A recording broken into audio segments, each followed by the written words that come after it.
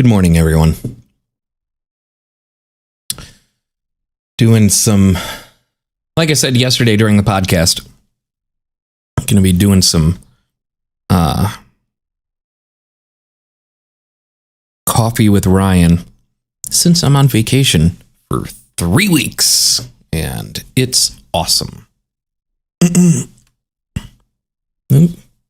Got my robe caught on my desk. So, wanted to look through some technology and entertainment news and just kind of go through the headlines like I normally do. Oh, quiet you. I mean, I guess I should probably share. I would share on Facebook if, I wasn't in the middle of a 24-hour ban. Let's see here.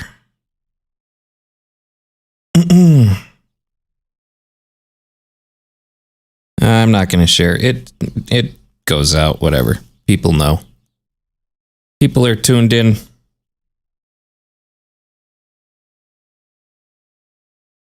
If the audio is bad, please let me know. I am using a different audio method than I normally do. Going through my DAW to include my computer audio.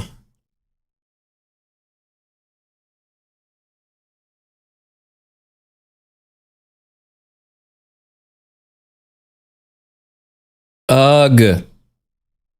God, no. Fuck you, Business Insider. No. I don't want to turn off ad block. So what I'm going to do is delete that. Where's the big guy? Inspect. That's this guy. That's the entire body. Oh, there's something.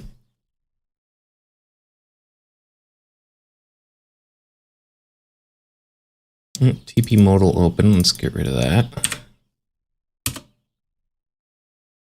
Well, at least now I can, whatever. I don't care about the overlay.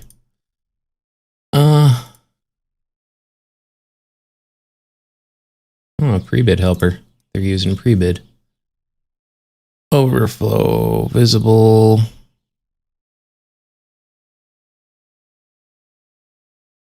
Yeah, I'm not going to bother finding out what's doing the dimming.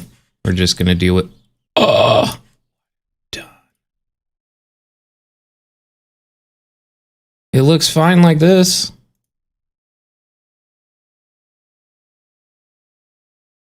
Kill that.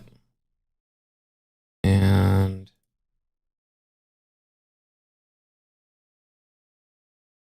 what's with that guy?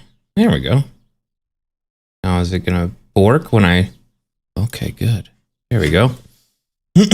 Fuck you, Business Insider.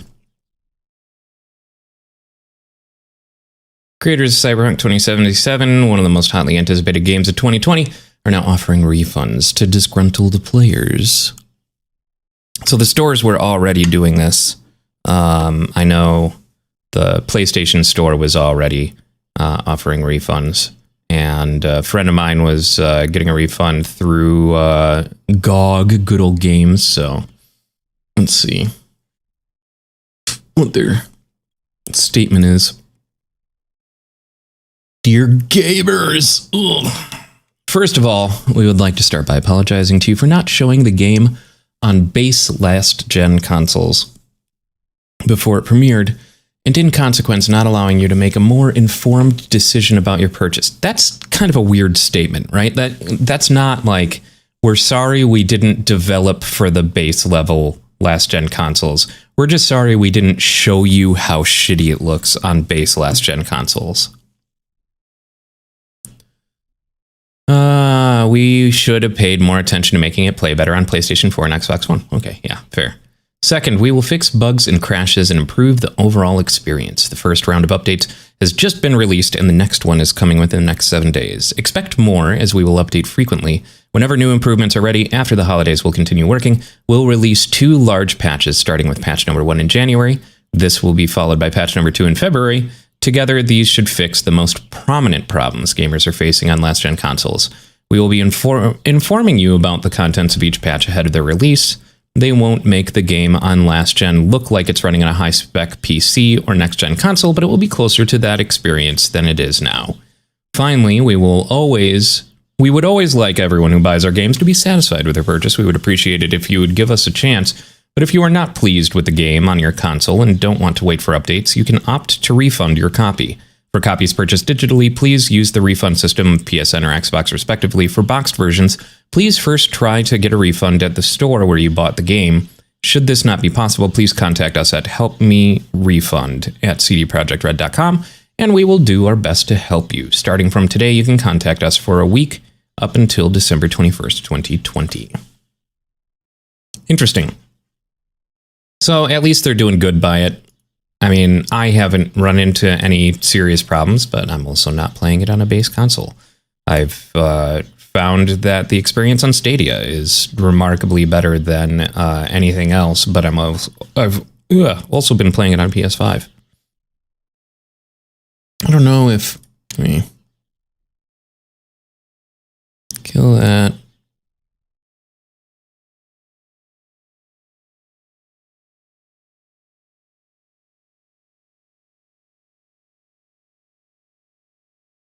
There we go. Let's see. So that's all good. Company that does well. Or rather, does good by their customers. Let's see what Ars Technica thinks is the ultimate holiday gift, considering we've got a bunch of things that came out ages ago in their screen, in their Magnum image.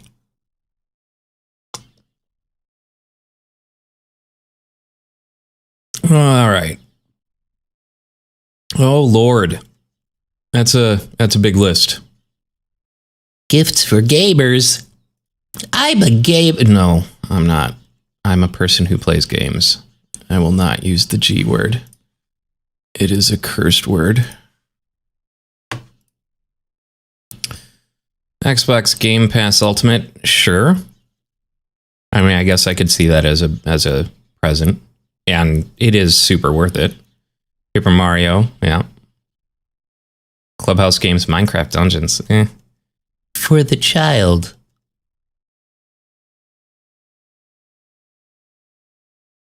So that's their Nintendo Switch game recommendations, is Paper Mario, which I agree with. Clubhouse Games is actually way more fun than it has any right to be, considering it's just repackaged digital versions of board games. And but Minecraft Dungeons is not great. They say it's one of the best Diablo clones we played. How about Torchlight, dude? Like, Torchlight 3 just came out. Play Torchlight. Don't play Minecraft Dungeons. Ghost of Tsushima, Marvel Spider-Man, Miles Morales, Final Fantasy VII Remake. Agree on all of those. All of those are outstanding games. I beat the hell out of Miles Morales. Don't take that out of context. And it is a lot of fun. And Final Fantasy VII Remake is great. God damn, it's already marked down to $30 at Walmart. Azul? Oh, this is like a board game.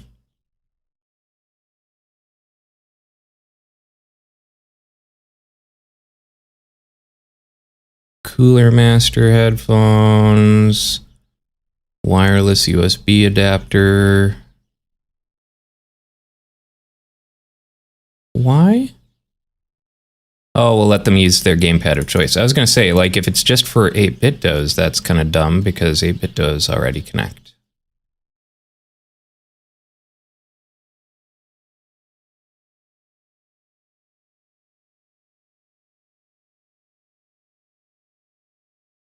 Mechanical keyboard. That's actually pretty reasonably priced, too. But no arrow keys. See, I like the cheapo one that I got because, like, it's It was like $40, and it feels great. And it's got the little arrow keys and all these. Like, it may not be full with the numpad and everything, but that's actually pretty decent.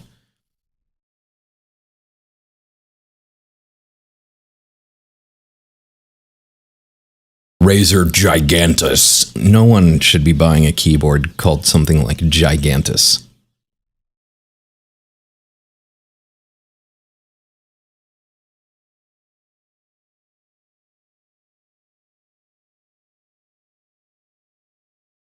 Did the Genesis Mini come out this year? 2020's been so weird. Can't remember. I think it came out last year.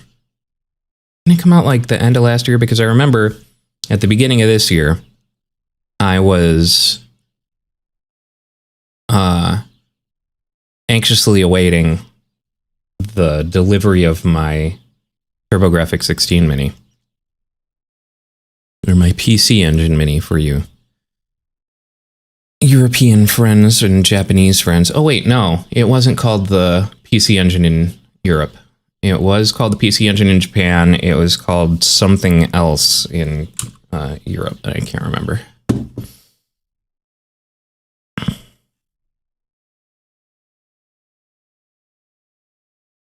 Oh, okay. That was everything.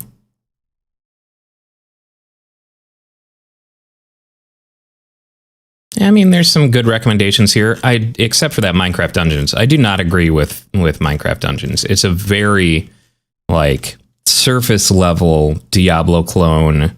I mean, it's got the cutesy Minecraft aesthetics that everyone seems to enjoy, I guess. But aside from that, it's a very, I don't know, it's surface level clone. Like, it's not. If you want a good, proper Diablo clone, play any of the Torchlight games. They're fucking great. What else we got? Apple Fitness Plus. Well, The Verge, Why Demon's Souls is my game of the year. I mean, it is really good. I'm terrible at it, but it's really good. This week, we're going to make Dan play it so we can actually watch someone who's good at games like that play it. That'll be cool. More PS5 restocks. Good lord. This is why, fuck in-app purchases. It's predatory. It's garbage. A 6-year-old spent over $16,000 in the App Store on in-app purchases for the iPad versions of Sega's Sonic Force. Ah, God. Ooh, even my tum-tum disagreed with that. $16,293.10 took place over a series of months starting in July when George started buying add-ons in the game, starting from a $1.99 pack to $99.99 bundles. See, like, in-app purchases, there's no reason to have $100 content add-ons. I guarantee you, I don't care how special your game is, on mobile or anywhere else, nothing that you're adding to that game is worth $100. It's ridiculous. And it's just predatory because someone, like, they put it out there because they know someone, in fact, many someones, are probably going to buy it. And beyond that, you end up with cases like this, where some 6-year-old spent that money. Like, you're banking on parents being Luddites and just letting their kid go wild on their iPad and just going, I want that, I want that, I want that, and having absolutely zero recourse. Like, it doesn't matter. It's money going to you, whatever. Fucking bullshit.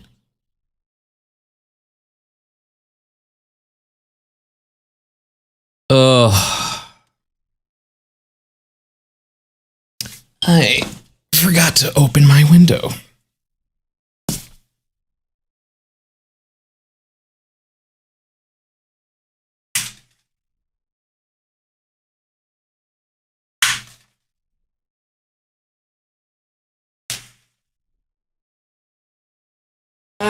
Now it's officially morning.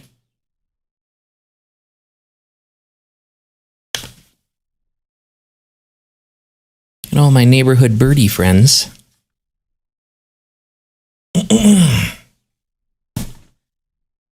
Hard to situate myself in a robe.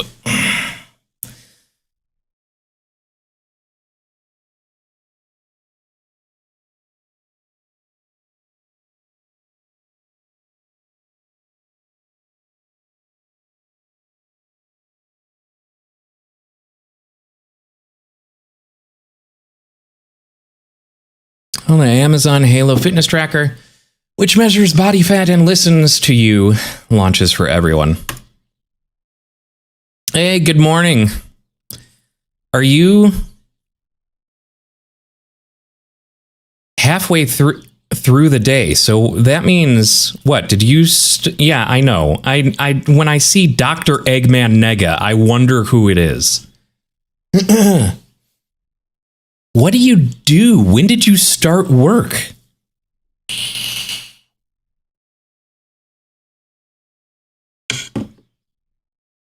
God damn. Fuck that. I mean, I usually wake up around 5:30. But I'm definitely going to start doing these streams at 9 a.m. I think that's going to be the stream time for Coffee with Ryan is 9 o'clock in the morning. Good Lord.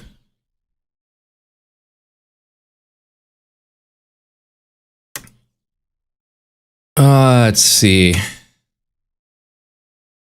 So I tested the Amazon Halo, and it's interesting because it does listen to you. It does sentiment analysis on your tone. So it opens the microphone at random times throughout the day and runs what you are saying, runs that recording through sentiment analysis, AI-powered sentiment analysis, in order to determine how you came off using a combination of metrics like the tone of your voice, the words that you chose, and things like that, in order to, it's like, it'll tell you spoke mostly negatively or you spoke mostly positively throughout the thing, but it doesn't really get too in depth. If you want to, like, it doesn't tell you any of the words and or anything like that. But you can do active monitoring where you can actually watch it gauge, what you're saying in real time. Or you can bookmark a conversation. So like let's say you're having a business conversation or you're in a meeting or something like that, and you can hit the button on the side and it'll bookmark that conversation, and it'll start actively running sentiment analysis on it.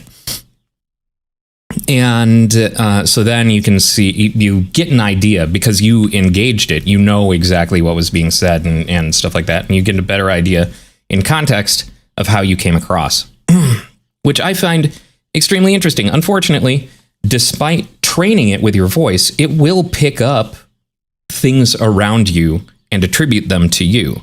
So while I was wearing it, when I was testing it, I would be watching a show, not saying anything to anyone, and I'd check the app and it would be like, you had many negative things. And I'm like, no, I didn't say any words. So yeah, needs some fine tuning. It's really neat. And I think the people who need this kind of analysis are not going to use it. Because really gaining that kind of insight and self-awareness into the way that you come across to other people is only beneficial to like everyone. Unfortunately, the people who are real pieces of shit aren't going to be looking for this and certainly aren't going to be modifying their actions based on feedback from some fucking tracker. But it's a cool idea. More people are going to be paranoid about it because, I mean, they're already paranoid about their phones recording or whatever. But it's cool tech, and eventually will you know, get to a point where it's more acceptable, I think. I don't know. I mean, usually I'm just watching YouTube. So it was probably some YouTube video where I was probably watching Hassan Piker fucking take down someone or yell at some MAGA chud. Yeah. Hey, J.K. Rowling, you could really use this thing to... actually, what she needs is something to, like, analyze her text. Kind of like what they did with Agatha Christie, where they ran the text from all of her books through word analysis stuff. And in order to actually pinpoint when she started... being affected by Alzheimer's, which is fascinating stuff. J.K. Rowling needs more than an intervention, dude. And she certainly isn't, like, it's not doing the fandom any favors by having people like Hagrid and having people like Newt Scamander, those actors, back her, because it's only making me think less of those two actors.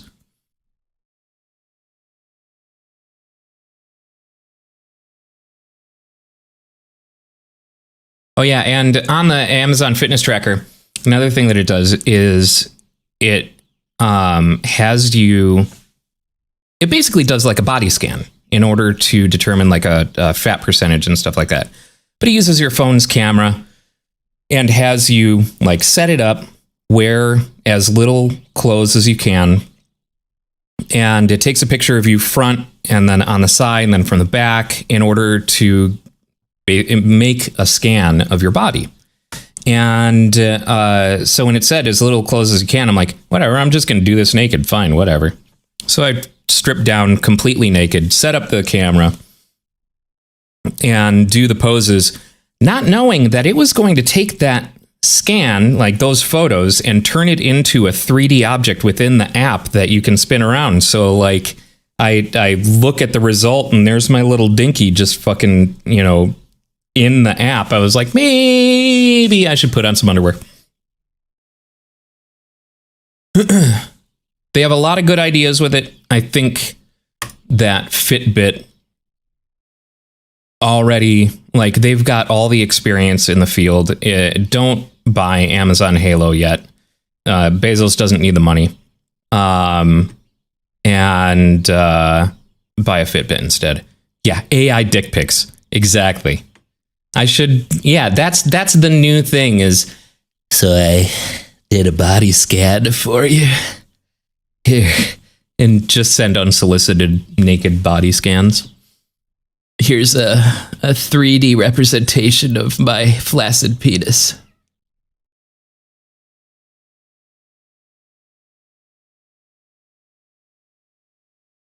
Okay, like, without seeing the source on this one, just seeing the headline, I'm like, what the fuck?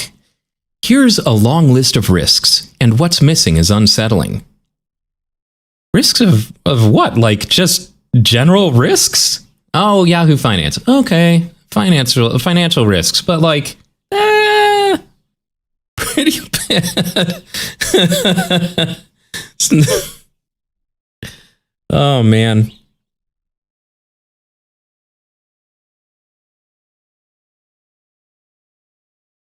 The AirPods Max. Apple many years late to the I don't like wearing earbuds consumer base. I can't wear earbuds. They're super uncomfortable, so I always do over the ear.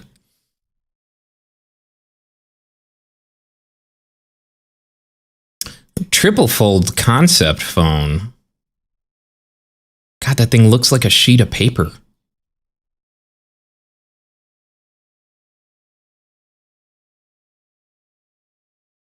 Yeah, I mean, do you have to be discreet for work? Like, I would argue that it's better to have visible headphones so people know, oh, okay, if it's retail, sure. I mean, for a desk job, like, I've got those Sony MX3000s or whatever the hell, the noise canceling ones, and they're great.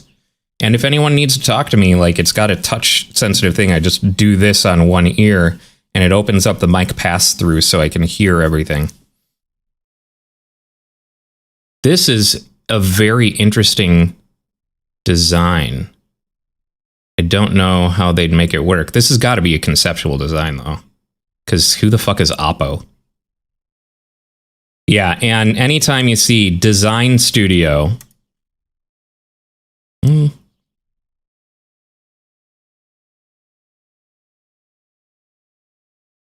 yeah. I've never heard of Oppo. Apparently, they're a consumer electronics company that people know about, based in China. Leap into the future. Oppo Find, known well for their Find series. Yeah, I don't know. If they actually make it for the consumer market, could be neat. I like seeing all the experimentation. Later, Brent. I like seeing all the experimentation that these companies are doing when it comes to phone form factors, because we haven't, like, no one has questioned the way that we interact with these devices on a daily basis until recently. Like, the last big innovation was the candy bar style that just stuck and everyone was making for over a decade. Now we're starting to see foldables, which are great, except this is my second Razr now, because the first one broke.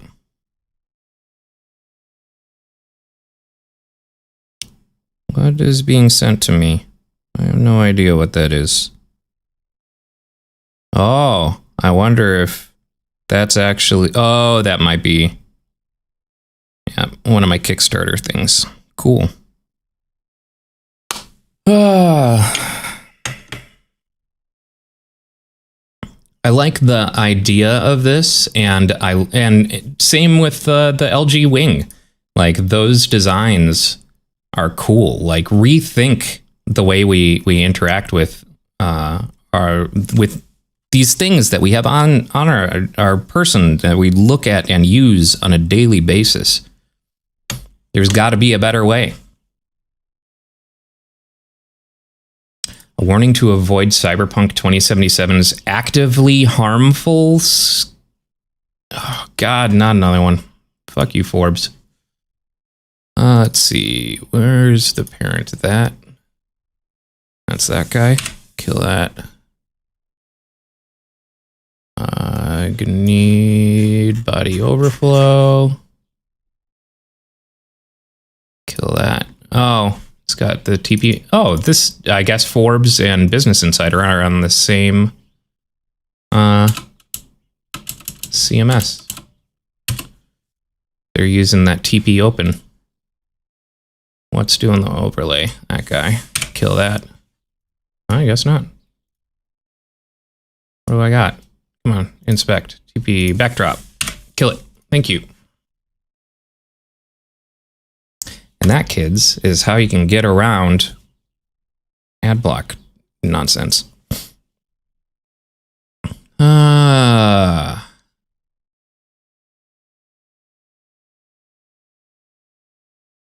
I've generally been enjoying my time at Cyberpunk 2077. Despite all its technical issues on console, sometimes you run into something so absurd, you have to stop and write an entire article about how stupid it is.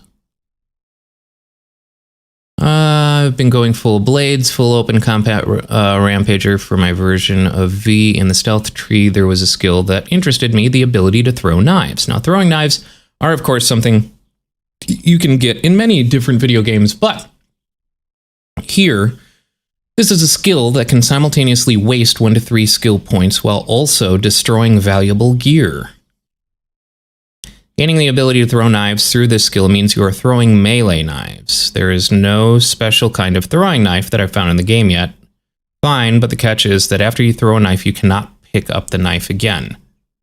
Not embedded in a person you killed, not on the floor. It is gone, no matter the rarity. Oh, interesting. Okay. Yeah, that could use some fixing. Going on in entertainment news. Don't know who John le Carre is. Ed Helms says he wants to take Senate from Mitch McConnell's cold purple hands during Elf reunion. Nice. Well put.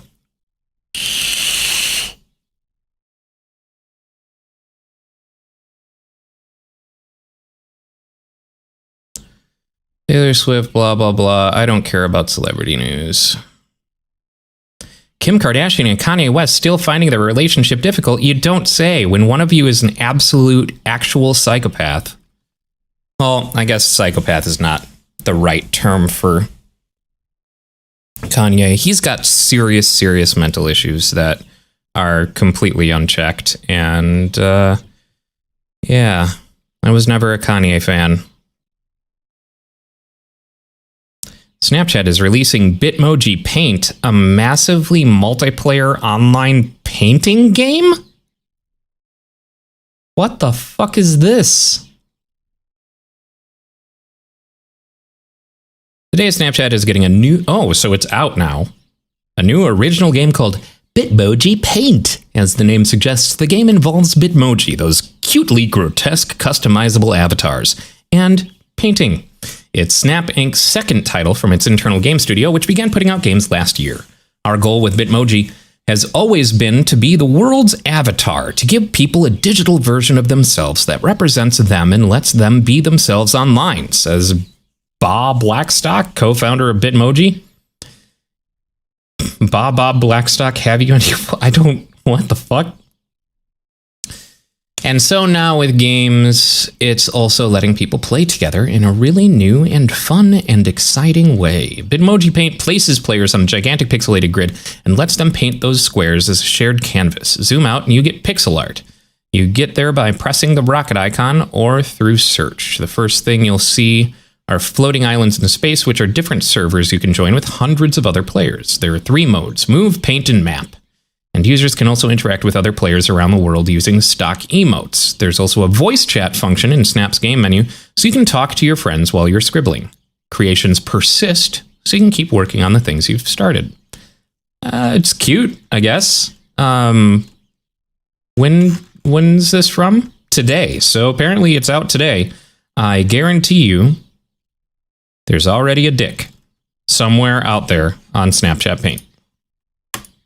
Or Bitmoji Paint, whatever the fuck.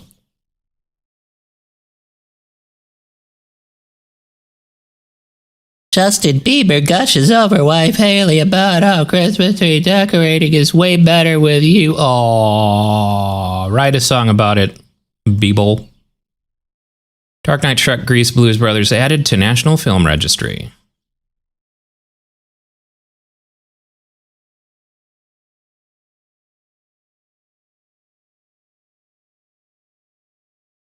Heidi Klum poses with her mom and 16-year-old daughter, Lenny. Okay, don't care. You mean like actual entertainment news, not celebrity news. 7 new UK originals from Rowan Atkinson? All right.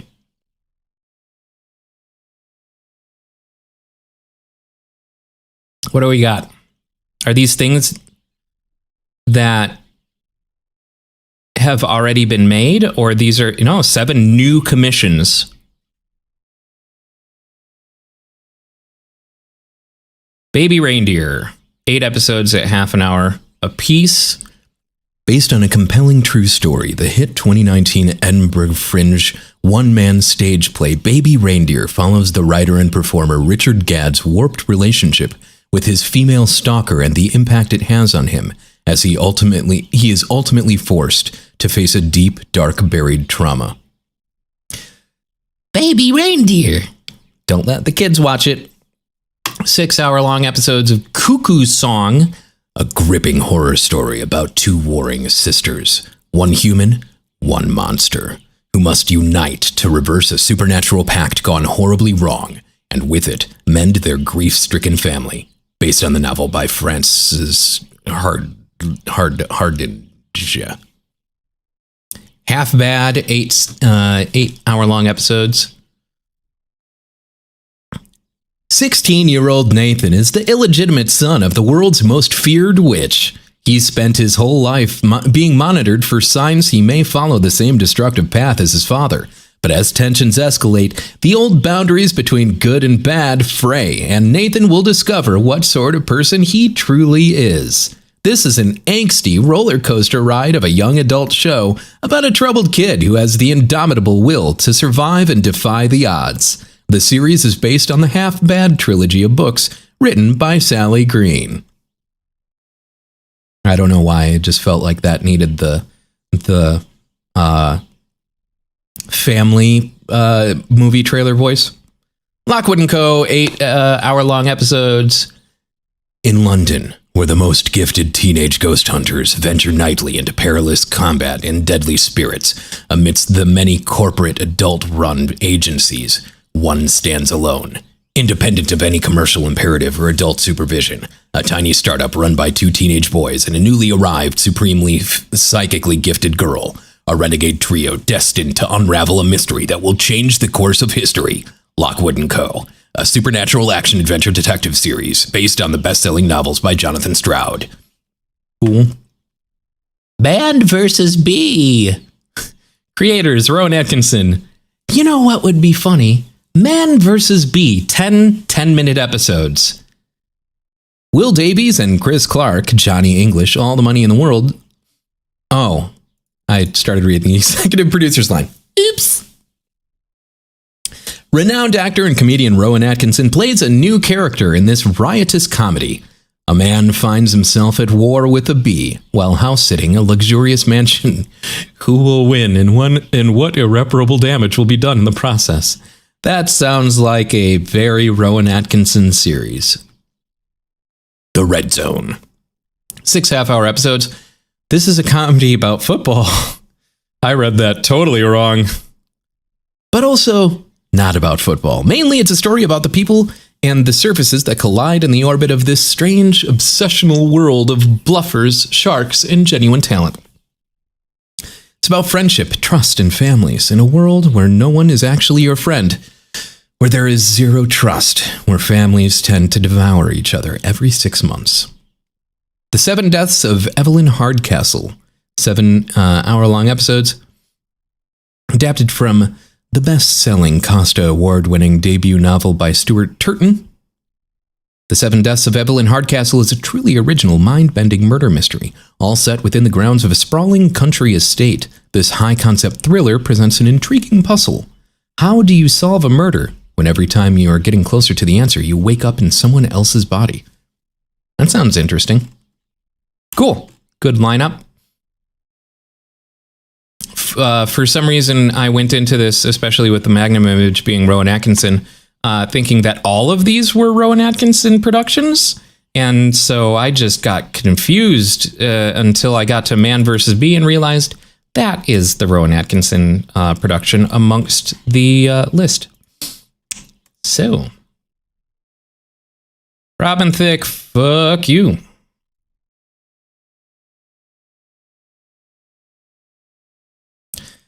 I hate Tyler Perry, but I love Tyler Perry for things like this. He is a good advocate for the black community. Just keeps making crazy, shitty movies, though.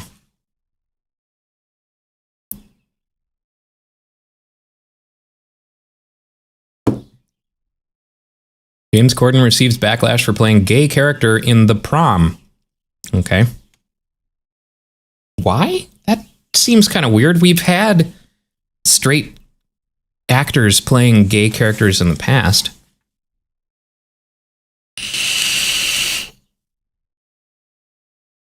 Also, if I'm being honest, I thought James Corden was gay.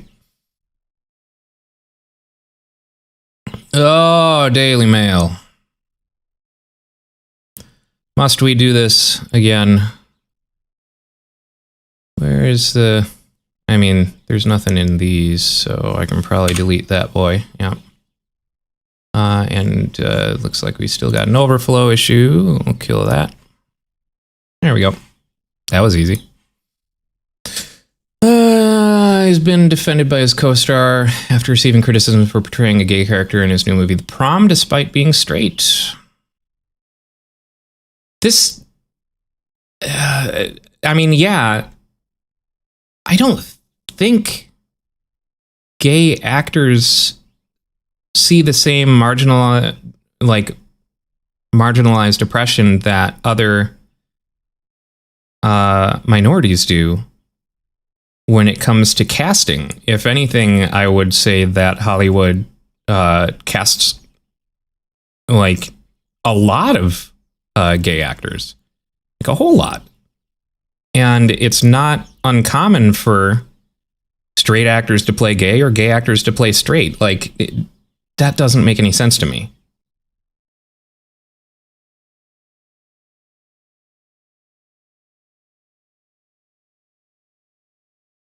Yeah, I think that's silly. I mean, if he was playing a trans character, that's a different matter, because that's a completely more marginalized and less more deserving of shining a light on legitimate trans actors and giving them the opportunity to represent it well and properly.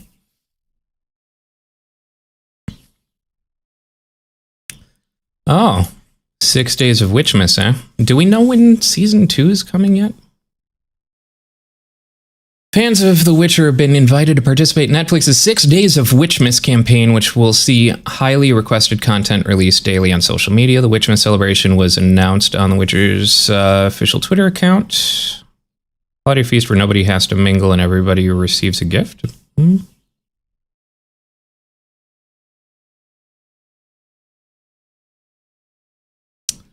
So season 2 started filming in London earlier this year, a planned release sometime in 2021. Okay, cool.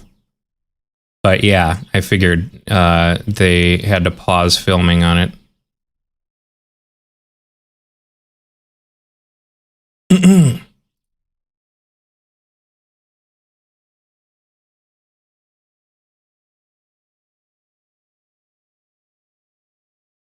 Yeah, something that I keep forgetting to bring up on the podcast is that Warner is releasing all of their movies simultaneously on HBO Max in their 2021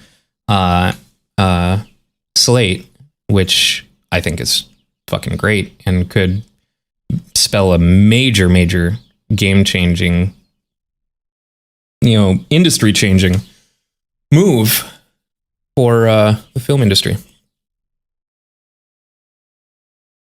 I think it's seriously cool to see these companies changing with the times, because that's, and seeing the outrage from movie theaters and things like that.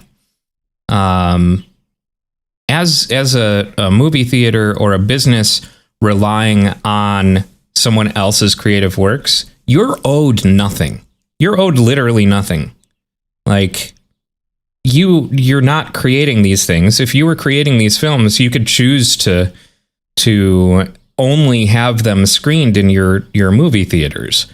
But like, aside from the Alamo, I don't go to AMC because I want to be at AMC. Or is it AMC? Yeah, AMC's a theater chain. I go to the Alamo because I want to be at the Alamo, because the Alamo offers a unique experience that is actually a lot of fun and really comfortable and puts a lot of love into their productions and things like that.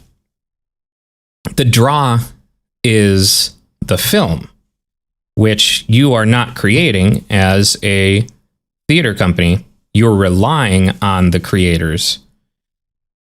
So you're the middleman. In a time when gathering, in place like that, in a closed place like that, is literally dangerous to people's health, adapt or die. Start converting your parking lots into drive-ins. Do something like that, because having a temper tantrum at the movie publishers over them, going direct to digital with their first run movies is pointless. Adapt or die. And that's what Warner is doing. Warner is adapting. These movie theater companies need to do the same. You want to not go under, start thinking about ways to survive, because it's going to be a while before things are back to normal. Like, that's just the truth of it.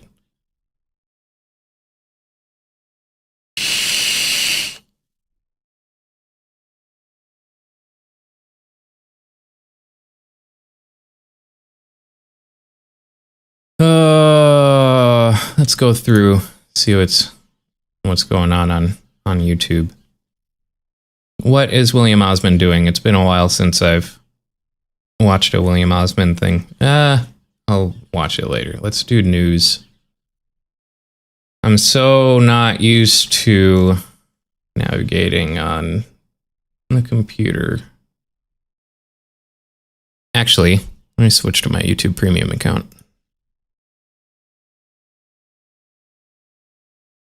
There we go. Oh, hey, look. I'm live. Look at that.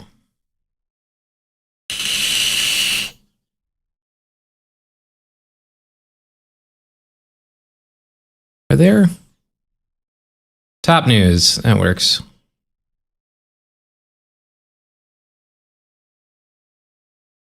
Holiday safety during COVID-19.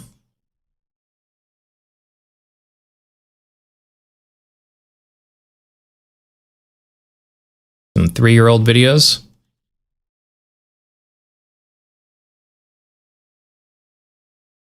The 3DS was the best thing in gaming in 2020.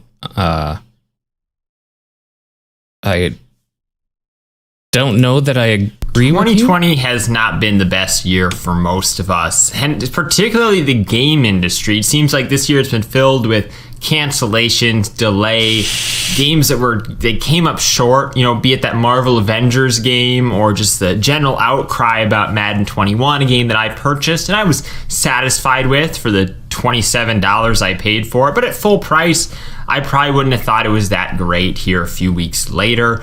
So just all sorts of shortcomings, and now the PlayStation 5 and the Xbox Series X are announced. You want to be excited for these new consoles, and something like the PlayStation 5 sells out on pre-orders like right away. So if you wanted one of those, it's kind of like forget about it. That's another thing that's lost this year. So out of all of the things that have happened, all the shortcomings we've seen, I feel like there was one beacon of hope, one thing that I noticed personally really made a difference this year, and that was the 3DS, a nearly decade-old handheld system I felt like had this resurgence this year because of all of those factors. Last fall, I made a video talking about why I thought 2020 was going to be the year to own one of these 3DS consoles, be it the new 2DS XL, the original 3DS. It didn't really matter, any of them in between. They killed it this year. I was seeing the price of those systems go down while the homebrew community was staying steady, and I thought that this was a great all-in-one kind of portable emulation device. I looked into these sort of knockoff multi-use systems before where they were just kind of little emulation machines that maybe played anything up to a Game Boy Advance. So, it could play Game Boy Color, Game Boy Advance, Super Nintendo, original Nintendo, Sega Genesis, things like that. So I looked into those before, and they were around the $80 price range. You could find some as cheap as $40, but maybe they didn't play GBA, or they were just a really cheap build quality. So I ultimately decided that I think the 3DS is the way to go. So I had a modded 3DS already, and I just stuck with that. And I just loaded up ROMs on it, and I was able to play all these classic games the same way I would on one of those cheap systems. But it was just on a much more durable system that also had the ability to play the newer 3DS titles that, were a little bit more in-depth games, being 3D in nature, than those older 2D titles. And then it seemed like once things were kind of starting to get to be a mess around in March, as far as the global pandemic went, that's when I started to get a lot of views on that video. I think now it has like over 250,000 views, which for my channel is a substantial amount, something I hadn't done in years. And I don't think the reason was because it was a great video. I think it was a reason that the topic resonated with a lot of people as they were just simply trying to find something to do to get them through the year. And of course, there are newer systems out. You can argue that there's no point of playing a portable handheld console if you're just going to be stuck at home anyways. It doesn't really make sense. But the fact of the matter was that it became very scarce and quite difficult to even acquire those systems, particularly the Nintendo Switch. So if you were trying to play a Nintendo game, maybe you wanted to play Mario Kart, you wanted to play Animal Crossing back in April, or even really now, it was like, forget about it. You're not going to find a new Nintendo Switch anywhere. The ones you were seeing for sale, like on Facebook Marketplace for like $500-$600, it was used and looked like somebody's dog drooled all over it. So just not a good opportunity to be able to purchase a piece of Nintendo hardware or play Nintendo games at the time, or so it seemed. But then you take a look at the new 2DS XL, a system that around this time got price cut up, brand new in the box, never opened one, was going for $100 at Walmart and included Mario Kart 7. And of course, I talked in the video about how easy it was to get the system modded. The newest firmware could be modded. It is super easy to get a mod system these. that couldn't be modded. And then of course, you could play all these older titles on it. So it just really seemed like a no-brainer for $100 when at the same time a Switch is going for $500. The value was so immense, and I think that that's the reason why a lot of people got engrossed in the 3DS library this year, because even if they couldn't find the games on the shelf, the eShop was still open. Even if they couldn't go to a store, they could pick them up there. There were other means to acquire the games, particularly for people who lived in other countries where maybe the 3DS games weren't as prevalent in physical copies, or they no longer had access to the eShop because that got pulled in some countries this year. And to top it all off, I think the 3DS homebrew community was still very active, and there were a lot of people following that scene. A lot of people that got into the 3DS scene this year just because maybe they got their first console here in 2020, 9 years after the first 3DS came out. And it's really impressive, some of the things that have been achieved, particularly, I think, in the way of the Super Mario 64 port. Here you're talking about a game that recently came out as part of the Super Mario 3D All-Stars collection on the Nintendo Switch. Super Mario 64 has no widescreen support and, quite honestly, looks very underwhelming, to put it in short. And here you have a port that comes out homebrewed on the Nintendo Switch, as well as homebrewed and running very smooth on the new 2DS XL that's in widescreen, has an HD Mario model. And it's really the game that you wanted to see in the 3D All-Stars collection, but you didn't get, and here instead you have it on an older platform, given away as being homebrew. I'd love to leave a link for it in the description. However, I think that might get me in some trouble. But trust me, it's out there. It runs fantastically, and there are other Nintendo 64 games that do run via emulation on the system.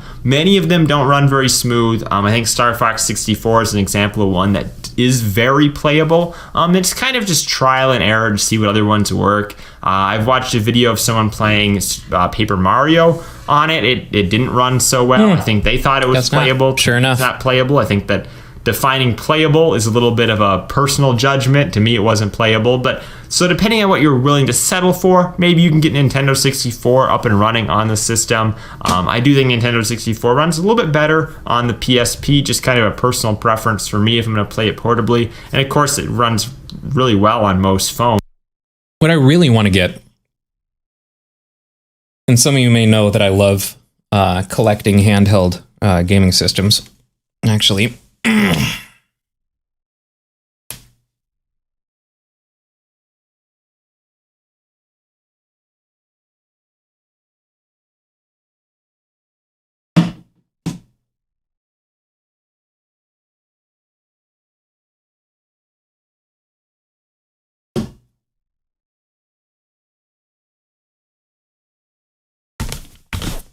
these are what I play on more often than anything else.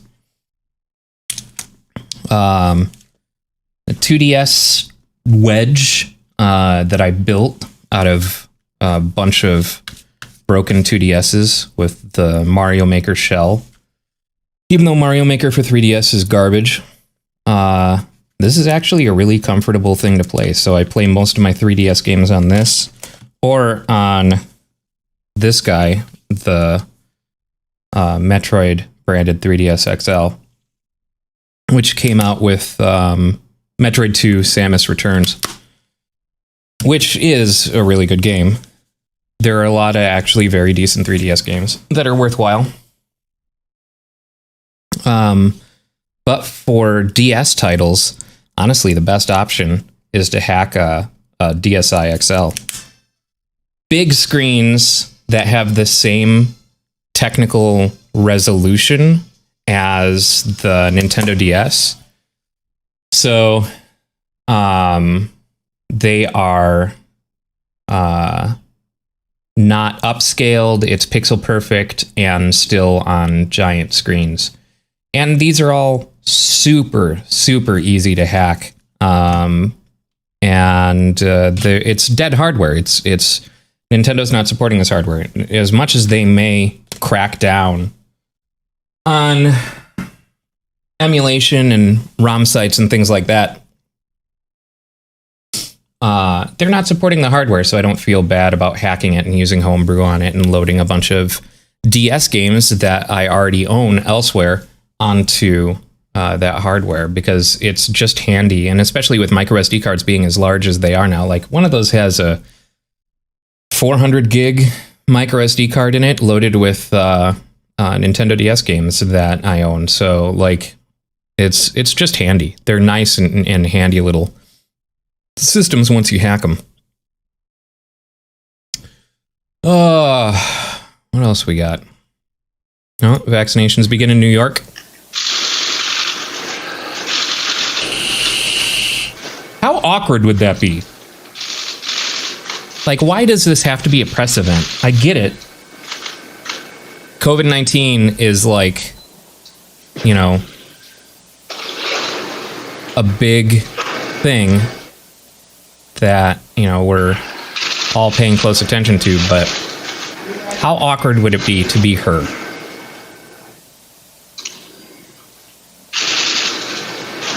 December 14th, so that's today.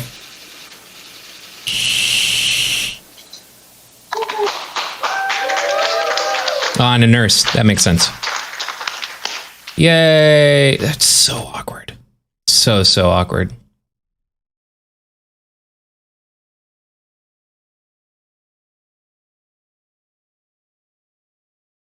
Oh boy.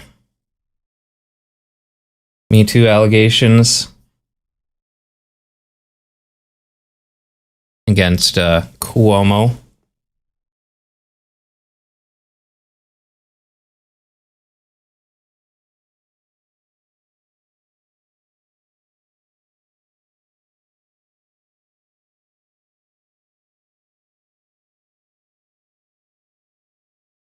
What?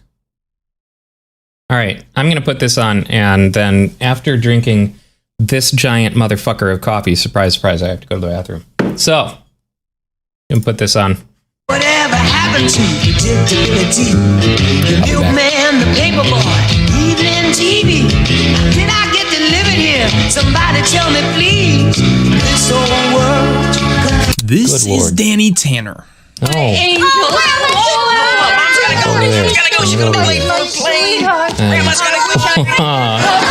FL Studio won't play well. Francisco, so I'm just gonna. Mother-in-law, best friend, and 3 kids. You lost my daughter?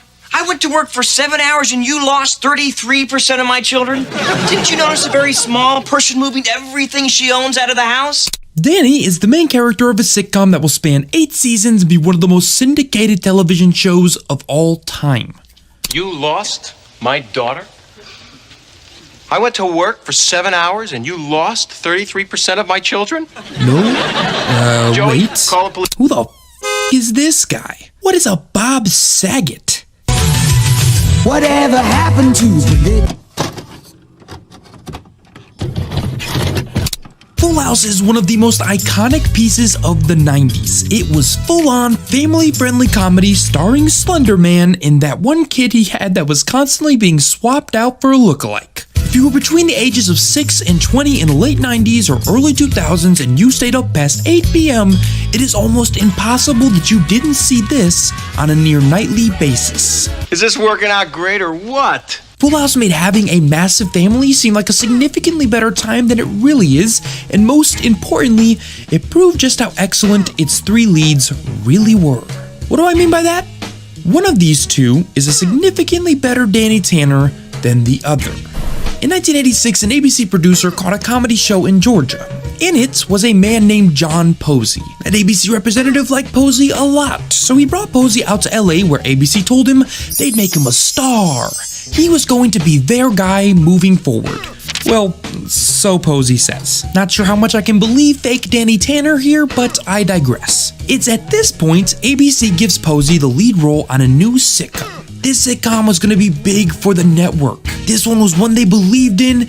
It was called Full House. And by give it to him, I mean they really handed Posey the show, contract and all. Now, if you're thinking to yourself, how does this 5'9" Southern Chia pet end up growing 1.5 feet tall into the Danny Tanner we know and love? Well, Okay, quiz time. How's everything gonna work out? Posey, ABC, and the entire cast of Full House shot the pilot all the way through, cut it together, edited it, and handed it to the execs of the studio, who quickly greenlit the show. The show was picked up, it was gonna be made, Posey and all. A month later, Posey packs up his things in Georgia and starts the drive to LA to move into his new life as Danny Tanner on a primetime sitcom when his beeper goes off. That's right, beepers were a thing, boys and girls. The least convenient technology imaginable. And it beeps, literally in the car, in the middle of Mississippi, while he was driving to LA. As his beeper was going off, this was being shot. This is the exact same pilot Posey shot and was picked up for. Literally, shot for shot, the same pilot. In fact, Bob Saget here is wearing the exact same outfit as Posey was in his version of the episode. Unbeknownst to Posey, ABC settled for him. They never really wanted him at all. What they wanted was two other people, one of which was Bob Saget, who at the time of the pilot's first shooting was not available. Posey hears the beeper, he pulls over, finds a payphone, calls his agent. Well, Saget is available now. Bob Saget would finish shooting his version of the pilot, and it would be the exact same episode, but this time it was, well, better. So you might be wondering, it's really expensive to shoot and improve these pilots. Why would the studio recast their star character after greenlighting and picking up the show? Bob was Danny. All it takes is a short look at the two pilots side by side to see just how much better Saget really was. Posey's pilot isn't just unfunny, it's uncomfortable at times. Take this scene with Jesse, for example, when he's introducing him to his new room, pink bunny and all. Jesse says, You know what would look adorable over here by the window? Barbie's dream house. And Posey, overexcitedly and overdramatically, makes the dream house quip. We've got one. It's very forced, and it feels like a sitcom character ready to laugh at his own joke. Now here's Bob. You know what would look great over here by the window? Barbie's dream house. We've got one. This shouldn't have been all that surprising to ABC. At the time of the pilot, Posey was an incredibly inexperienced actor who had never done anything even remotely like a family sitcom. He was a comedian working in comedy troupes doing what he referred to as SNL-style fast-paced comedy. And you can see it in the original Full House pilot. Ding, ding, ding, ding, ding, ding. That's correct. DJ to tie. How's everything gonna work out? Posey's Danny Tanner only had one mode, and it was full-on, fast-paced, funny guy. That version of Danny would have created a significantly different environment for the show's future. Instead of being the calm, grounding presence in a frenetic house, there would have been two Joeys running around shoving their hands in anything covered in cloth, and it wouldn't have worked. Even Posey himself told interviewers later that shooting the pilot, he wasn't sure how well it could have gone, and was surprised that this show was the one they put in his lap. Saget, on the other hand, was just the right amount of America's Dad to perfectly balance the gruffness of Stamos and the comedic relief of, well, this version of Dave Coulier. That's fine with me. Full House ended up struggling in its first season regardless. The first batch of episodes were lit on fire by critics. Most critics thought the show was a poor, unexciting, and downright boring attempt to recreate the family comedies that had defined the previous 2 decades. Its aggregate review score to this day sitting at 31 out of 100. Critics believed that there was nothing particularly special about the series, and with Posey as Danny, that might have remained true.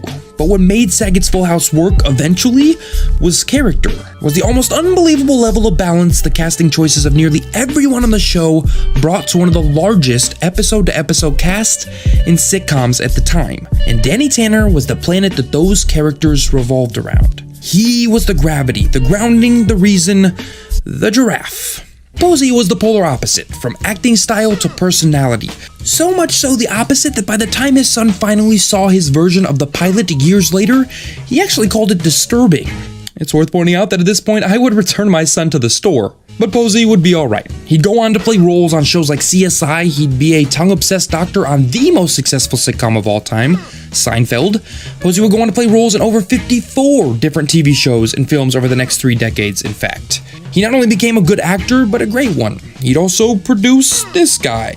So that's a pretty good accomplishment, I guess.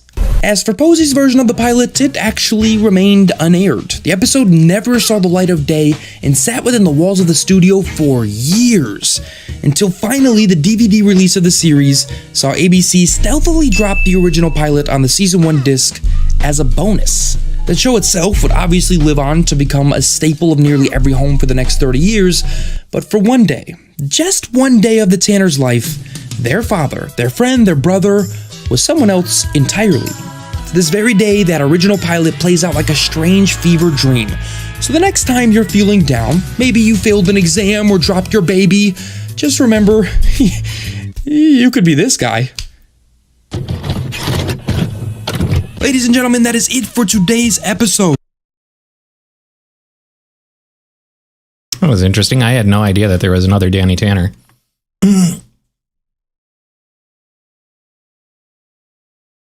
Good Lord. This might be a really bad idea. That's a 21-minute video. I'm not going to dig into that on my own stream. But I do love Barry Lewis. My Virgin Kitchen. Highly recommend it.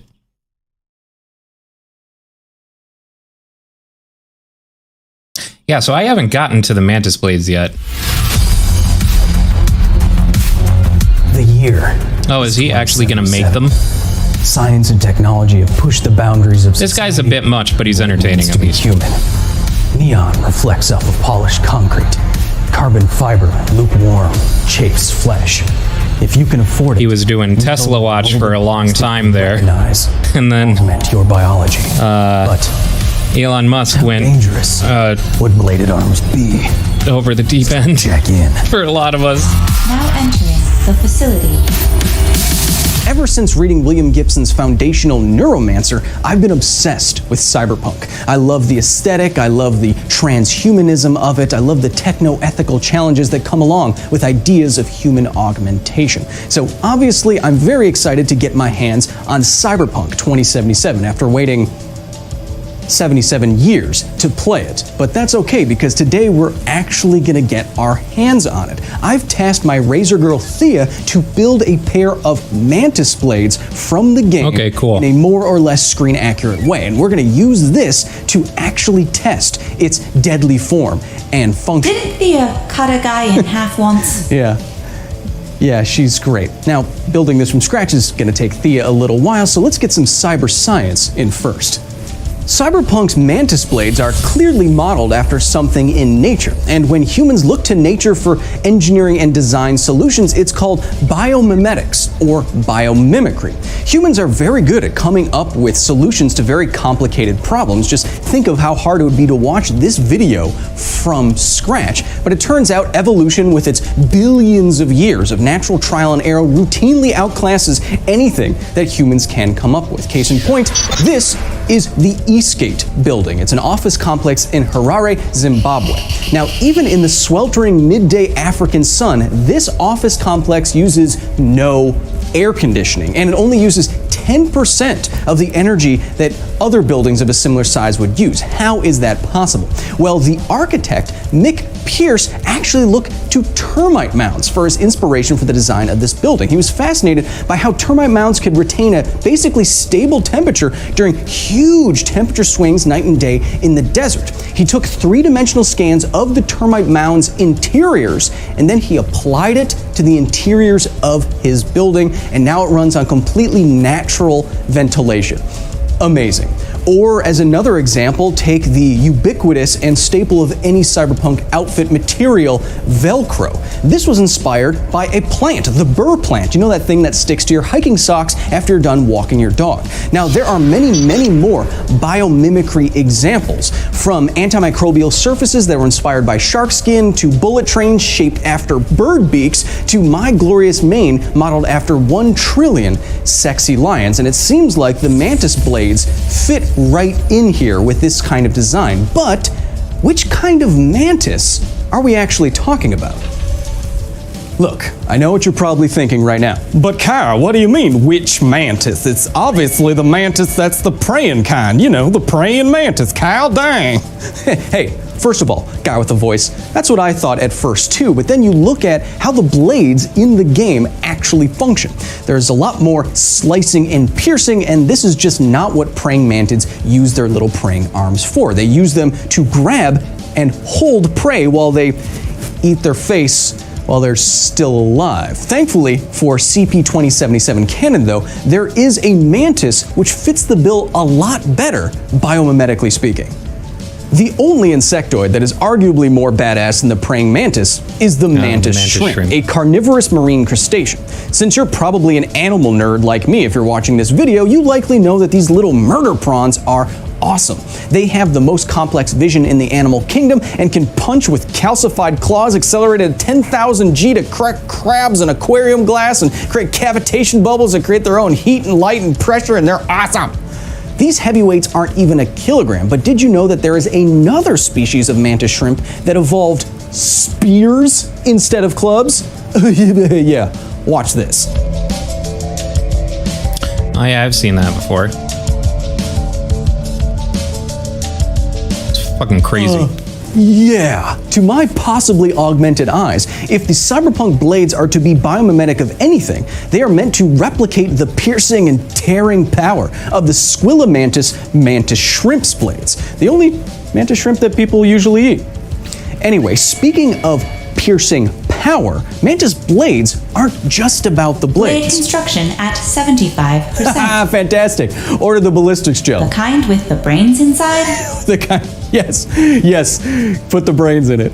Oh, this is gonna be gross and good. Good old natural muscle has gotten humans a long way. Who do you think built the pyramids? Some dumb aliens on a History Channel show trying just to make $1 with decreasing viewership in an age where most people are cutting their cable cords?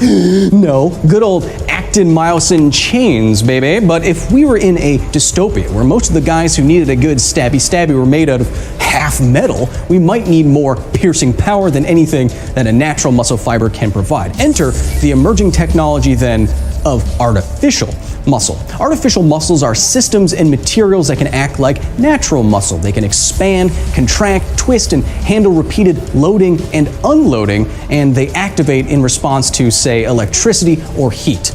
Now, as of the latest research in 2014, scientists have used carbon nanotube yarn to create muscles that can pull and push with 100 times more force than anything you can find in your arms or legs. But you don't need futuristic fibers to make artificial muscle. You can actually make it at home. Follow me for a little demonstration. Blade construction complete. Well, forget that. It's time to slice and dice stuff. I mean, we'll get back to it. Maybe. I don't care. I can definitely cut that guy in half. Oh, hey, Thea. Kyle. Oh, looks like you got a present for me. Is it done? Hi. I hear. Oh, can you just. Are you ready? I'm ready. Let's do it. For the big reveal? Yeah. Are you sure? I just want to make sure you're prepared. Wow! Okay, that's pretty badass. This looks straight. Will definitely get you kicked out of a convention. This is definitely deadly. Wow, how'd you make this? So it was a very complicated process to make this because I wanted it to look amazing. Sure. and function. Gotta cut some people in half, you know what I'm saying? They do. It slides onto your arm like this. Sick. And then have some straps that go to hold it in place. Some little detailing so it matches up, of course, with the game. I love that. But it needs to be light enough. So I had to do most of the fabrication out of aluminum to make it lighter, because aluminum is about half the weight of steel. So everything from here down is aluminium, and this blade is steel. Because I need it to be sharp. Sure. So we can mess some things up. For this to articulate forward and properly have some good stabbing action, like in the game, these two joints need to bend in relationship to each other. Sure. So they needed a double linkage, because with a single linkage, everything was just bouncing all over the place. So. And speaking of slicing and stabby, I brought you... Not a lot of motion. Oh, yeah? Yeah. Ooh, I'm excited. Oh my goodness. So that's a full ballistics gel head with resin bones inside of it. So this is to approximate the cutability and stabbability of human flesh with ballistics gel. And then the resin skull is going to simulate some of the properties of bone. Not all the properties of bone, of course, but it should give us a pretty good idea. And there also might be stuff inside of the skull. I'm not 100% certain because I haven't stabbed it yet. This is what we're going to be using today to test the slicey stabbiness of our Mantis blades, which do have different and screen accurate blades that we can put onto this prop. Also, because you know I hate fruit, because an orange killed my parents, we will also be slicing and stabbing some fruit today. Now, I know we do not have 2077 fabrication and materials at our disposal, but given how beautiful this is, how actually sharp this blade is, I'm not even going to touch it, and our test materials, I think this will give us a pretty good idea of what it can do. So are you ready to test? I'm ready. Let's do this. Let's suit up.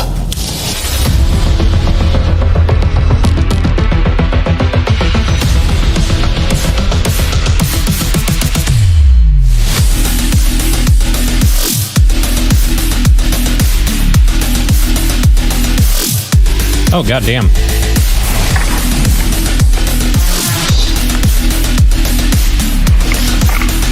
It's actually cool that it uses that forward momentum to, like, shift forward. The motion may not be a lot, but it's pretty cool.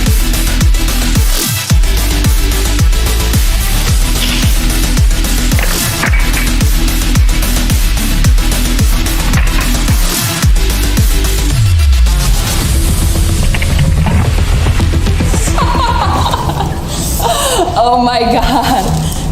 That was insane. I honestly get to the head. Did not expect that at all. That is a perfect and perfectly clean cut right down the center. Wow. Really amazing. This Mantis blade is performing, I didn't expect to say this, but almost exactly like you'd see it perform in the game. However, to really test a fully molded ballistics gel arm with resin bones to approximate everything we want. Stop laughing at it. If the blade can make it through the hard skin of a watermelon, if we can cut into this appreciably, I mean, watermelon skin is not particularly hard. I would never test this on a human, which is why the ballistics gel. Don't look at me like that. 3, 2, 1.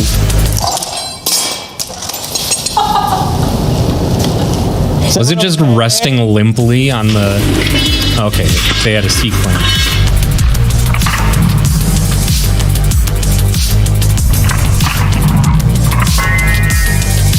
Seemed like kind of an awkward way to have to easily chop. Cutting like all the way through the flesh, and if you look closely through the flesh, it even cut a good portion into the bone. So we're not making it through the bone, but I do have one more implement left to slice him. Can I make it into some corpo's brain? That makes sense if you play the game.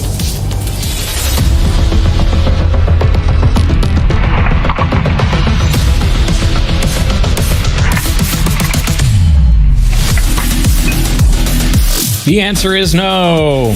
Oh God, it looks brutal as fuck.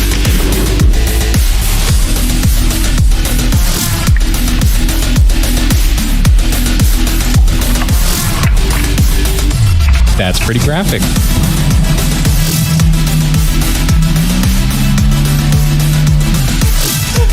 Blood in my hand. Awesome sciencey blood. That was pretty cool. Well, Thea, like I said, we don't have the Cyberpunk 2077, all the materials and nanomachines and Keanu Reeves being breathtaking, but I think we can say from how easy it was to cut into flesh, it didn't really make it through the bone very well. It did a little bit in a piercing action, but you might suspect that a cyberpunk-style augmented person would have something like, artificial muscles, something like that.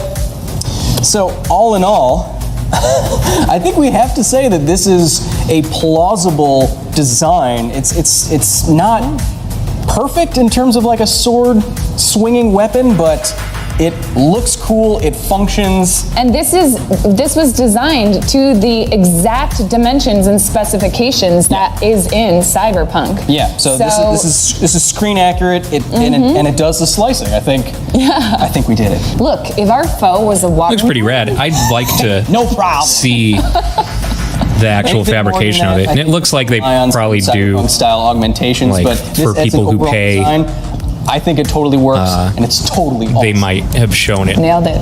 Hey, look how much damage there was on that watermelon. Where did Kyle go? He left with the blade to make his cyberpunk playthrough more accurate. What a dork. Until next time. Now exiting the facility. Thank you so much to the very nerdy... That was pretty cool. And this caught my eye. Why Bible accurate angels are so creepy. Judging by the thumbnail, Bayonetta's angels are Bible accurate.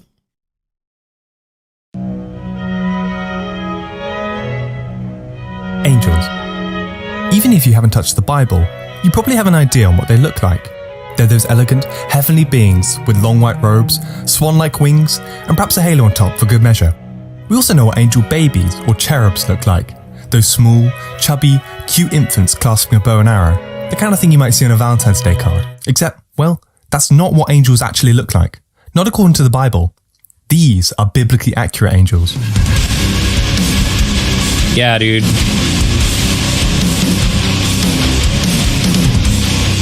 Who would have thought that Bayonetta angels are Bible accurate? These horrifying abominations are more suited to an H.P. Lovecraft novel, not really the Bible. So what are these things? Why do they look this way? And how have we got angels so wrong? Okay, so angels come from the Old Testament, the first half of the Bible for Christians, or the whole Bible, known as the Tanakh, for Jews. The Old Testament was written down in modern-day Israel and Palestine from about the 6th century BCE to the 3rd century BCE. Although many scholars believe the biblical stories themselves are much older. We get the word angel from the Greek angelos, originally from the Hebrew word malach, which roughly translates to messenger. These messengers appear in the Old Testament a number of times. They carry God's messages from heaven and earth and sometimes act on his behalf. For example, you might recognize the angel of death in the Passover story that slaughtered all the first sons of the Egyptians. Or perhaps the angel that struck 70,000 Israelites to death and the angel that single-handedly killed 185,000 Assyrian soldiers in one night. When they appear in the Bible, they aren't described as having wings. In fact, they look like any ordinary person. In the later biblical texts, such as Daniel, some even get names: Gabriel, Raphael, and Michael. Okay, this all sounds familiar, but they're not quite the nightmare material freak abominations we saw before. The angels, known as malach, are not the only heavenly beings in the Bible. There's a hierarchy of them, and depending on who you ask, your classic humanoid angels are actually pretty far down the ladder. In the Middle Ages, a Jewish scholar known as Maimonides drew up a hierarchy of angels, and if you look here, your classic humanoid angels, the malach, are pretty low down. But not quite as low as cherubim. Forget those chubby winged angels. According to the Bible, cherubim are animal-human hybrids. The first time we see them is in the book of Genesis, right after Adam and Eve have been kicked out the garden. Their job is to guard the Garden of Eden from mankind. Our best description of a cherubim comes from the book of Ezekiel. It opens with the prophet experiencing a profound vision. In his vision, Ezekiel describes them as living creatures, but they're later revealed in chapter 10 as cherubim. His account is as follows. In the middle of it was something like 4 living creatures. This was their appearance. They were of human form. Each had 4 faces, and each of them had 4 wings. Their legs were straight, and the soles of their feet were like the sole of a calf's foot, and they sparkled like burnished bronze. Under their wings, on their 4 sides, they had human hands, and the 4 had their faces and their wings thus. Their wings touched one another. Each of them moved straight ahead, without turning as they moved.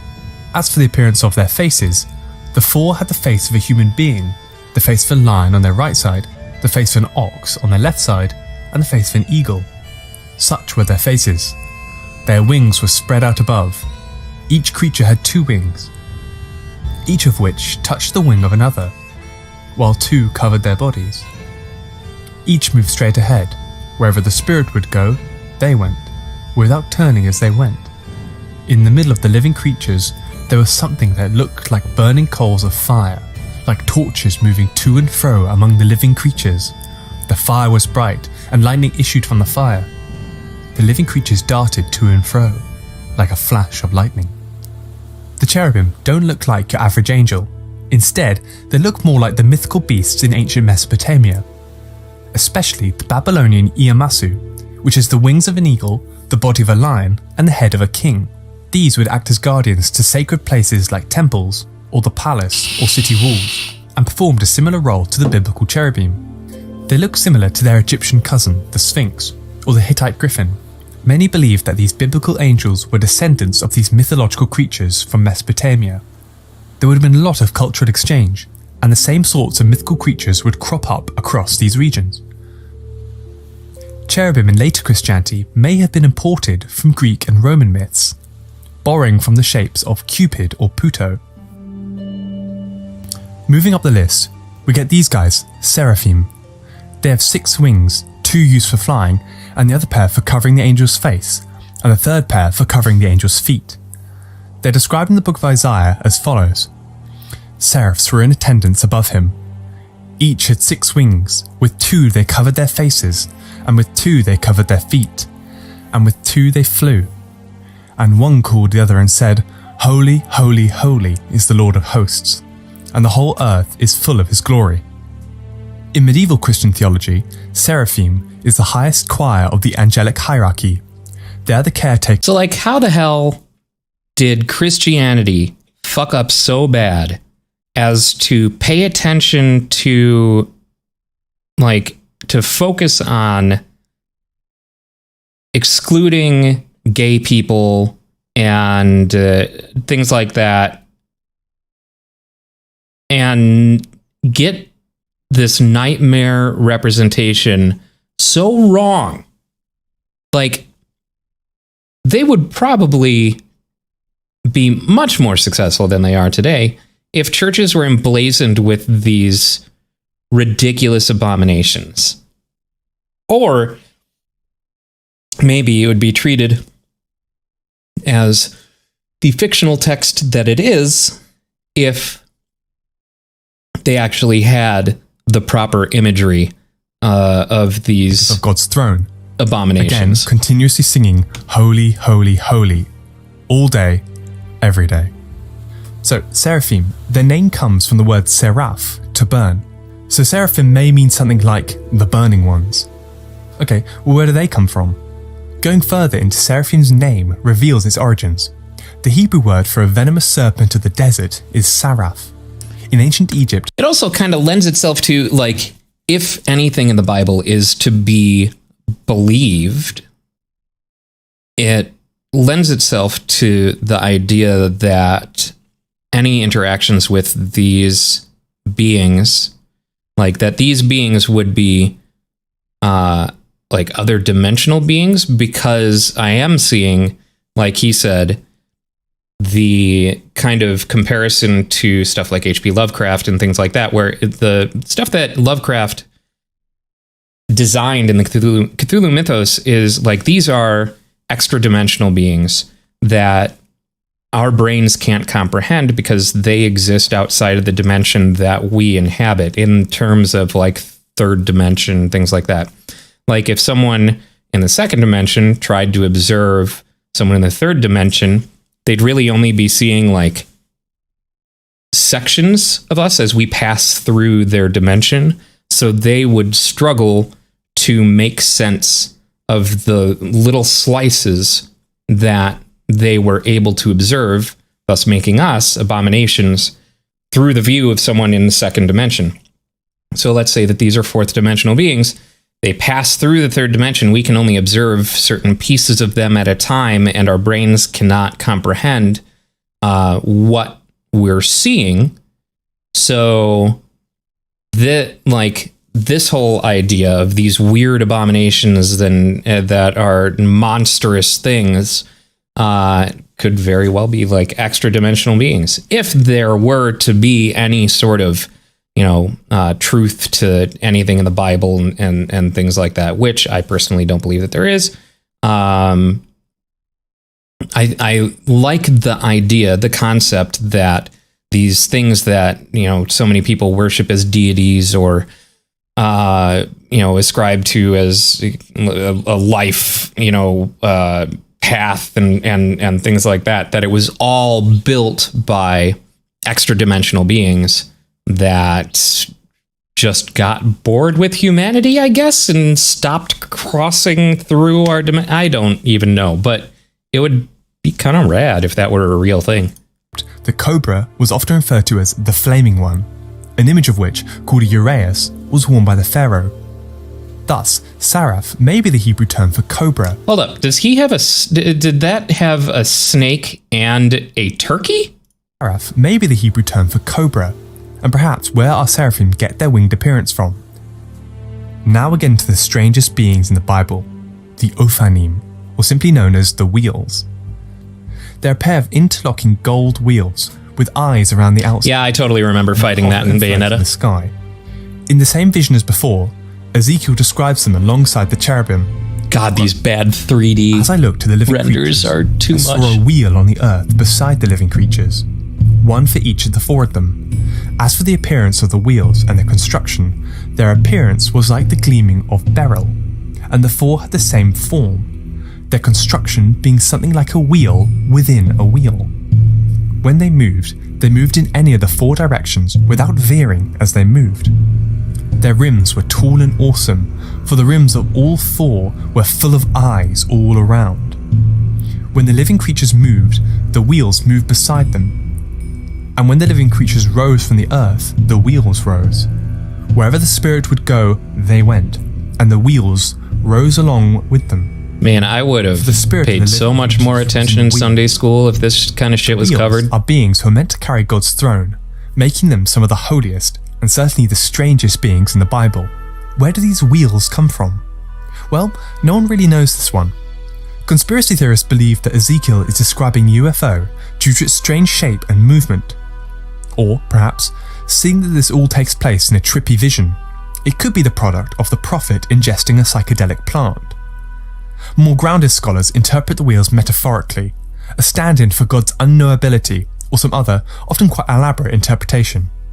But ultimately, no one really knows much more about the wheels. They're never mentioned anywhere else. There is some confusion about whether these eldritch abominations, known as cherubim, seraphim, or ophanim, are really actually angels. Perhaps heavenly being is a better description of them. Whatever it may be, the Bible's view of heaven is not the exclusive domain of these beautiful winged humanoids. If heaven is in fact real, you'll likely be spending a literal eternity alongside these winged monstrosities instead. Hey, thanks for making it to the end of this video. I enjoyed this one. That's pretty cool. And also definitely did not expect that Bayonetta got it so right.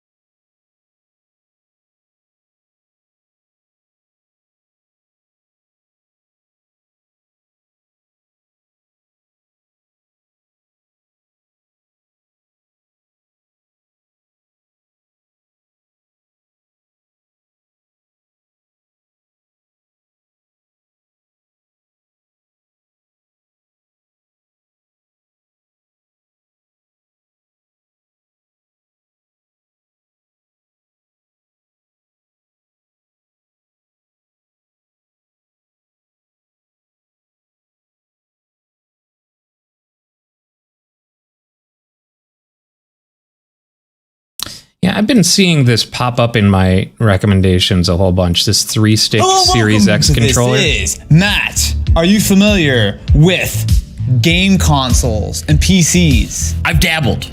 Have you ever played a competitive game and wished that if only you had a better controller, you would be totally better than all the I'm super intrigued and the just based on that box cover. So you can basically, you have your 2 sticks and your D-pad, and I guess you could put them in anywhere. So I'm going to put the D-pad here. A modular controller is... That's a seriously cool idea. So now I have a PlayStation style controller. Oh no, do it. Do it, do it, do it, do it, do it, do it, do it, do it, do it. Do you need a controller, bro? Yeah, I mean, there's our thumbnail right there. That's actually super rad. This is the Thrustmaster eSwap X Pro controller, and at $159.99, it is certainly not cheap. It is still cheaper than like the Elite Controller 2. Yep. There are a lot of customizable controllers, right? And wow, that's seriously the best controller big ever. Boy, wow, look how tall that is. The 1 and 2, except the one uses batteries. On the back. You actually have the little buttons. Interesting. That's not what I thought it was going to look like. So I like having the option for back buttons, but I often don't use them. So I'll just, before we even get started in the video, I will freely admit, I usually use a standard Xbox or PlayStation controller. I don't typically use an Elite controller or anything that has the more customizable features, mostly because I don't play games. I almost exclusively use the Xbox Elite controller. You see on the back of, I actually just took the pedals completely off. Oh, so you use the buttons? I don't use the button. I just found myself not using the buttons enough to even have them. Yeah. And with this one, you're always touching them if you're gripped there. So grab that. Does it feel like you can easily grab those buttons and they're not gonna get it? Easily. Okay. But they're not in the way, which is what I like, and that's a big reason why I like the Razer. So we have a very long micro USB cable included. So this is a wired controller, which they claim is because they would like to make the ultimate latency experience. Also because I think you get into weird licensing issues with wireless controllers sometimes. Let's do the audio test. Nice little clicky action. I was totally down to buy that until I found out it's not wireless. The magnetic thumbsticks. So there are a few different ways you can customize this. So oh yeah, look at that. The whole module pops out. Wow. That's beefy. Wait, so what is this? Oh, so it has that is a really cool idea and different modules. So you can basically, you have your 2 sticks and your D-pad, and I guess you could put them in anywhere. So I'm gonna put the D-pad here.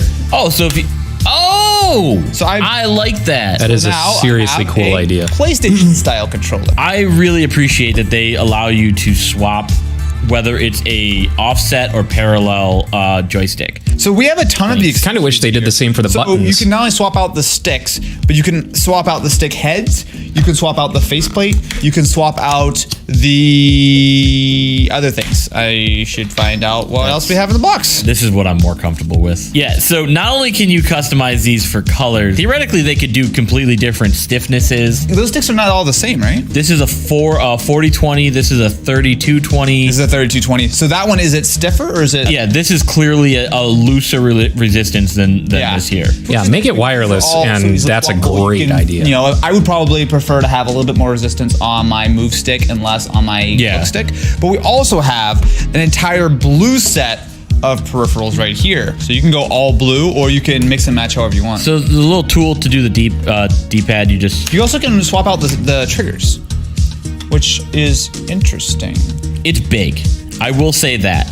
I would like it maybe to be about maybe 10% smaller. So you do have the little trigger stops. So if you want to say it's like half trigger, or you want to go full all the way, that is definitely nice to be able to easily swap. So I know that with something like the Elite controller, a lot of the stuff is done in software and you can manually kind of swap out little things. But the idea that you can completely customize not only just the stick heads, but also the feel of the sticks, the layout of the controller. I mean, it's nice.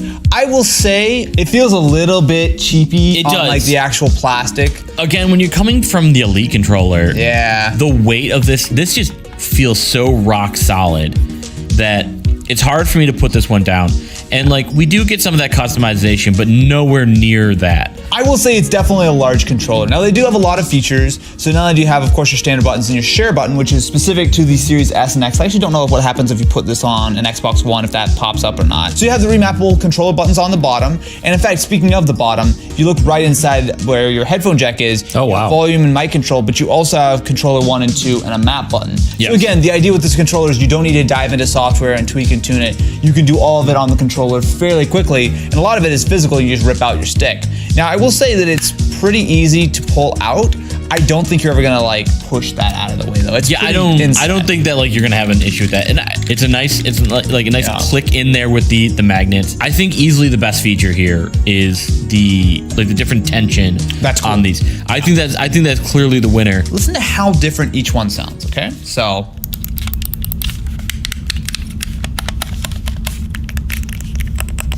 it's very different, right? Yeah. Which I don't hate, but there's a lack of consistency there. Like I love the face buttons. I like the shoulders. Yeah, I don't like the face buttons. So they actually used tech from like I don't think the face buttons need to be clicky. Behind here, there's the same little kind of like setup.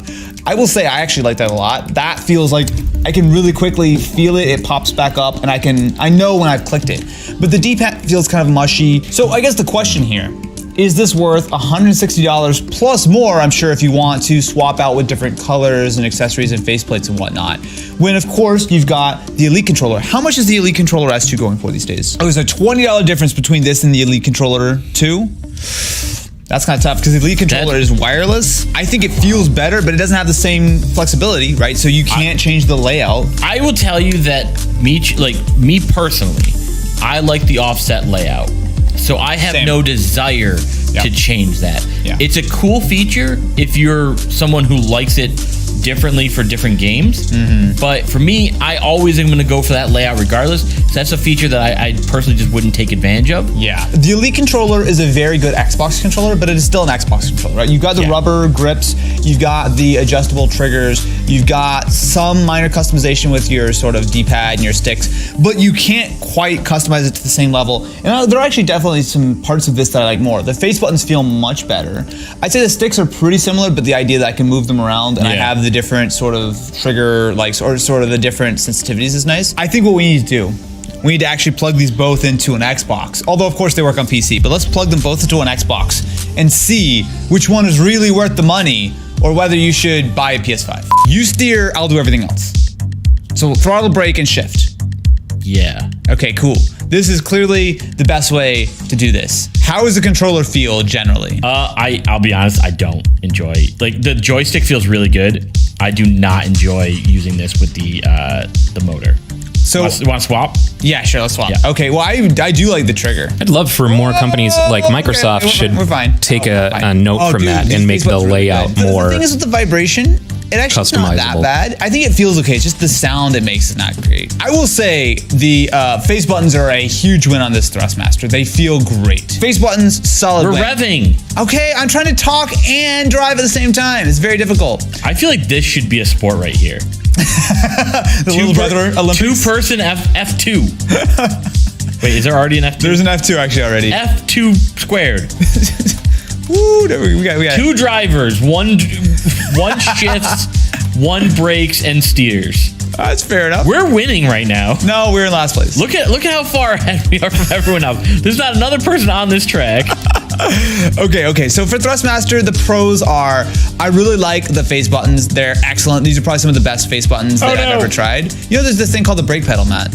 The triggers are also good. So I've got mine with full motion right now. I'm gonna close it down. Hang on. You know, you can brake, Matt. Just brake. I thought you were gonna just downshift and that was gonna brake for me. No, I'm not gonna downshift and engine brake. Are you kidding me? It's not our car. We don't pay for it. Good point. Yeah, so I definitely like the slightly stiffer stick. But then again, that's kind of one of the main advantages of being able to swap out not only the heads, but the actual resistance behind the sticks as well.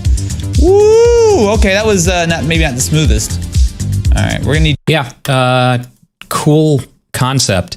I don't know the last time I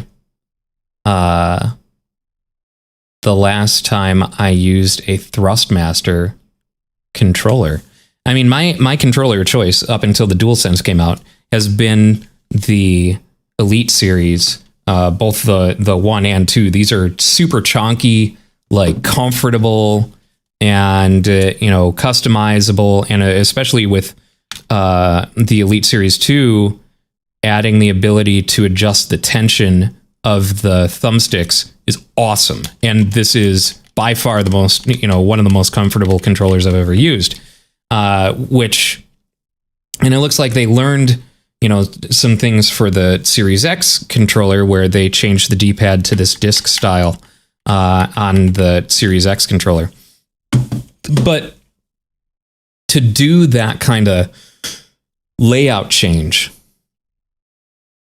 I think Microsoft should take a note for the Mark III and modularize the whole thing. And in fact, I'd love to see that kind of become a more standard thing, because it feels like in all the time that we've had games and stuff like that, we've been moving towards more comfortable ergonomic controllers, and Xbox definitely nailed it. I would say that the DualSense is extremely comfortable as well. It's got longer stems that feel a lot more comfortable in the hand.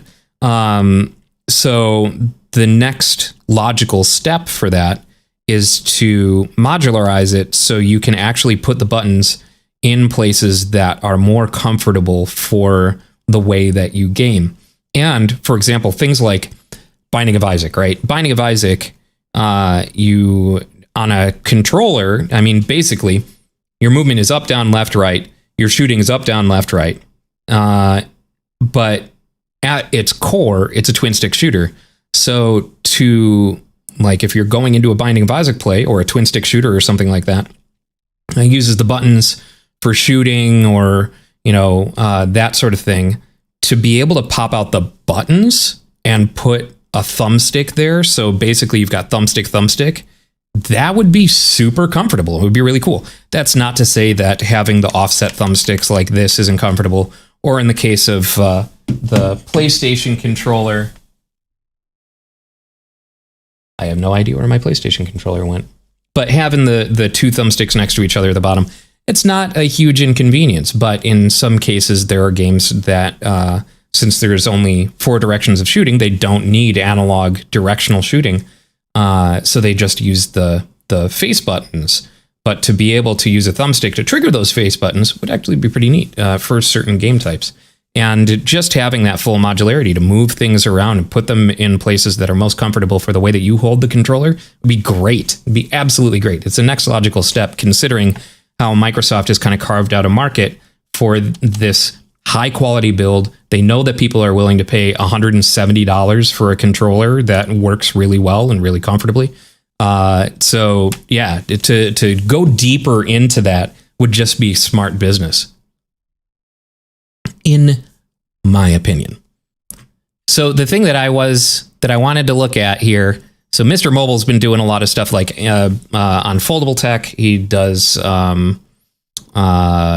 cell phone and mobile, as his name suggests. He does mobile stuff, and I've got a Razer 5G. And whenever I'm going to do a full review video at some point. I've had my Razer for a little over a month now. The Razer 5G is a great little phone. I like this form factor is so nice and so comfortable. I kind of wish it was a little wider so it would be the same aspect ratio as other candy bar phones, but it's fine. And I love the little quick view display and stuff like that. But this is my second Razer. I mentioned that earlier. And it's because so shortly after I got my Razer in November, I started hearing a click in the hinge. So when I opened it, it would make almost like a spring catching, like a little, when opening and closing it. I didn't think much of it. It didn't change the functionality of it.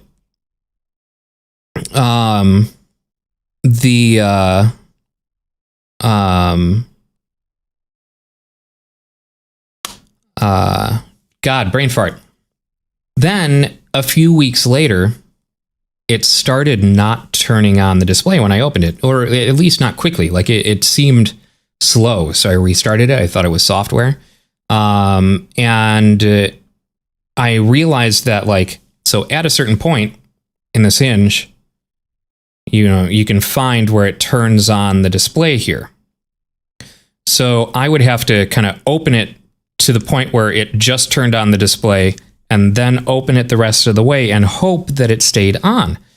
And before long, that had been worn out to the point that the display just stayed completely blank. And in digging into it, I found out that it wasn't that the display wasn't turning on. It was that, so all these displays are usually RGB, red, green, blue. They use that combination of colors to, display on the screen.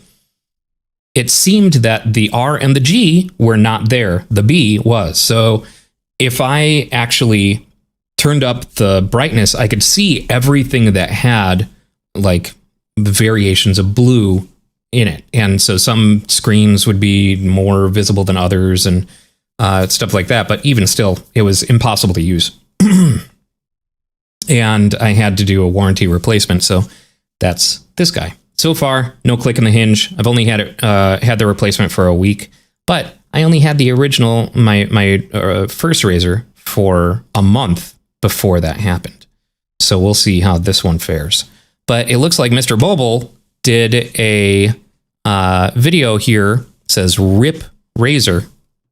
I broke my first foldable."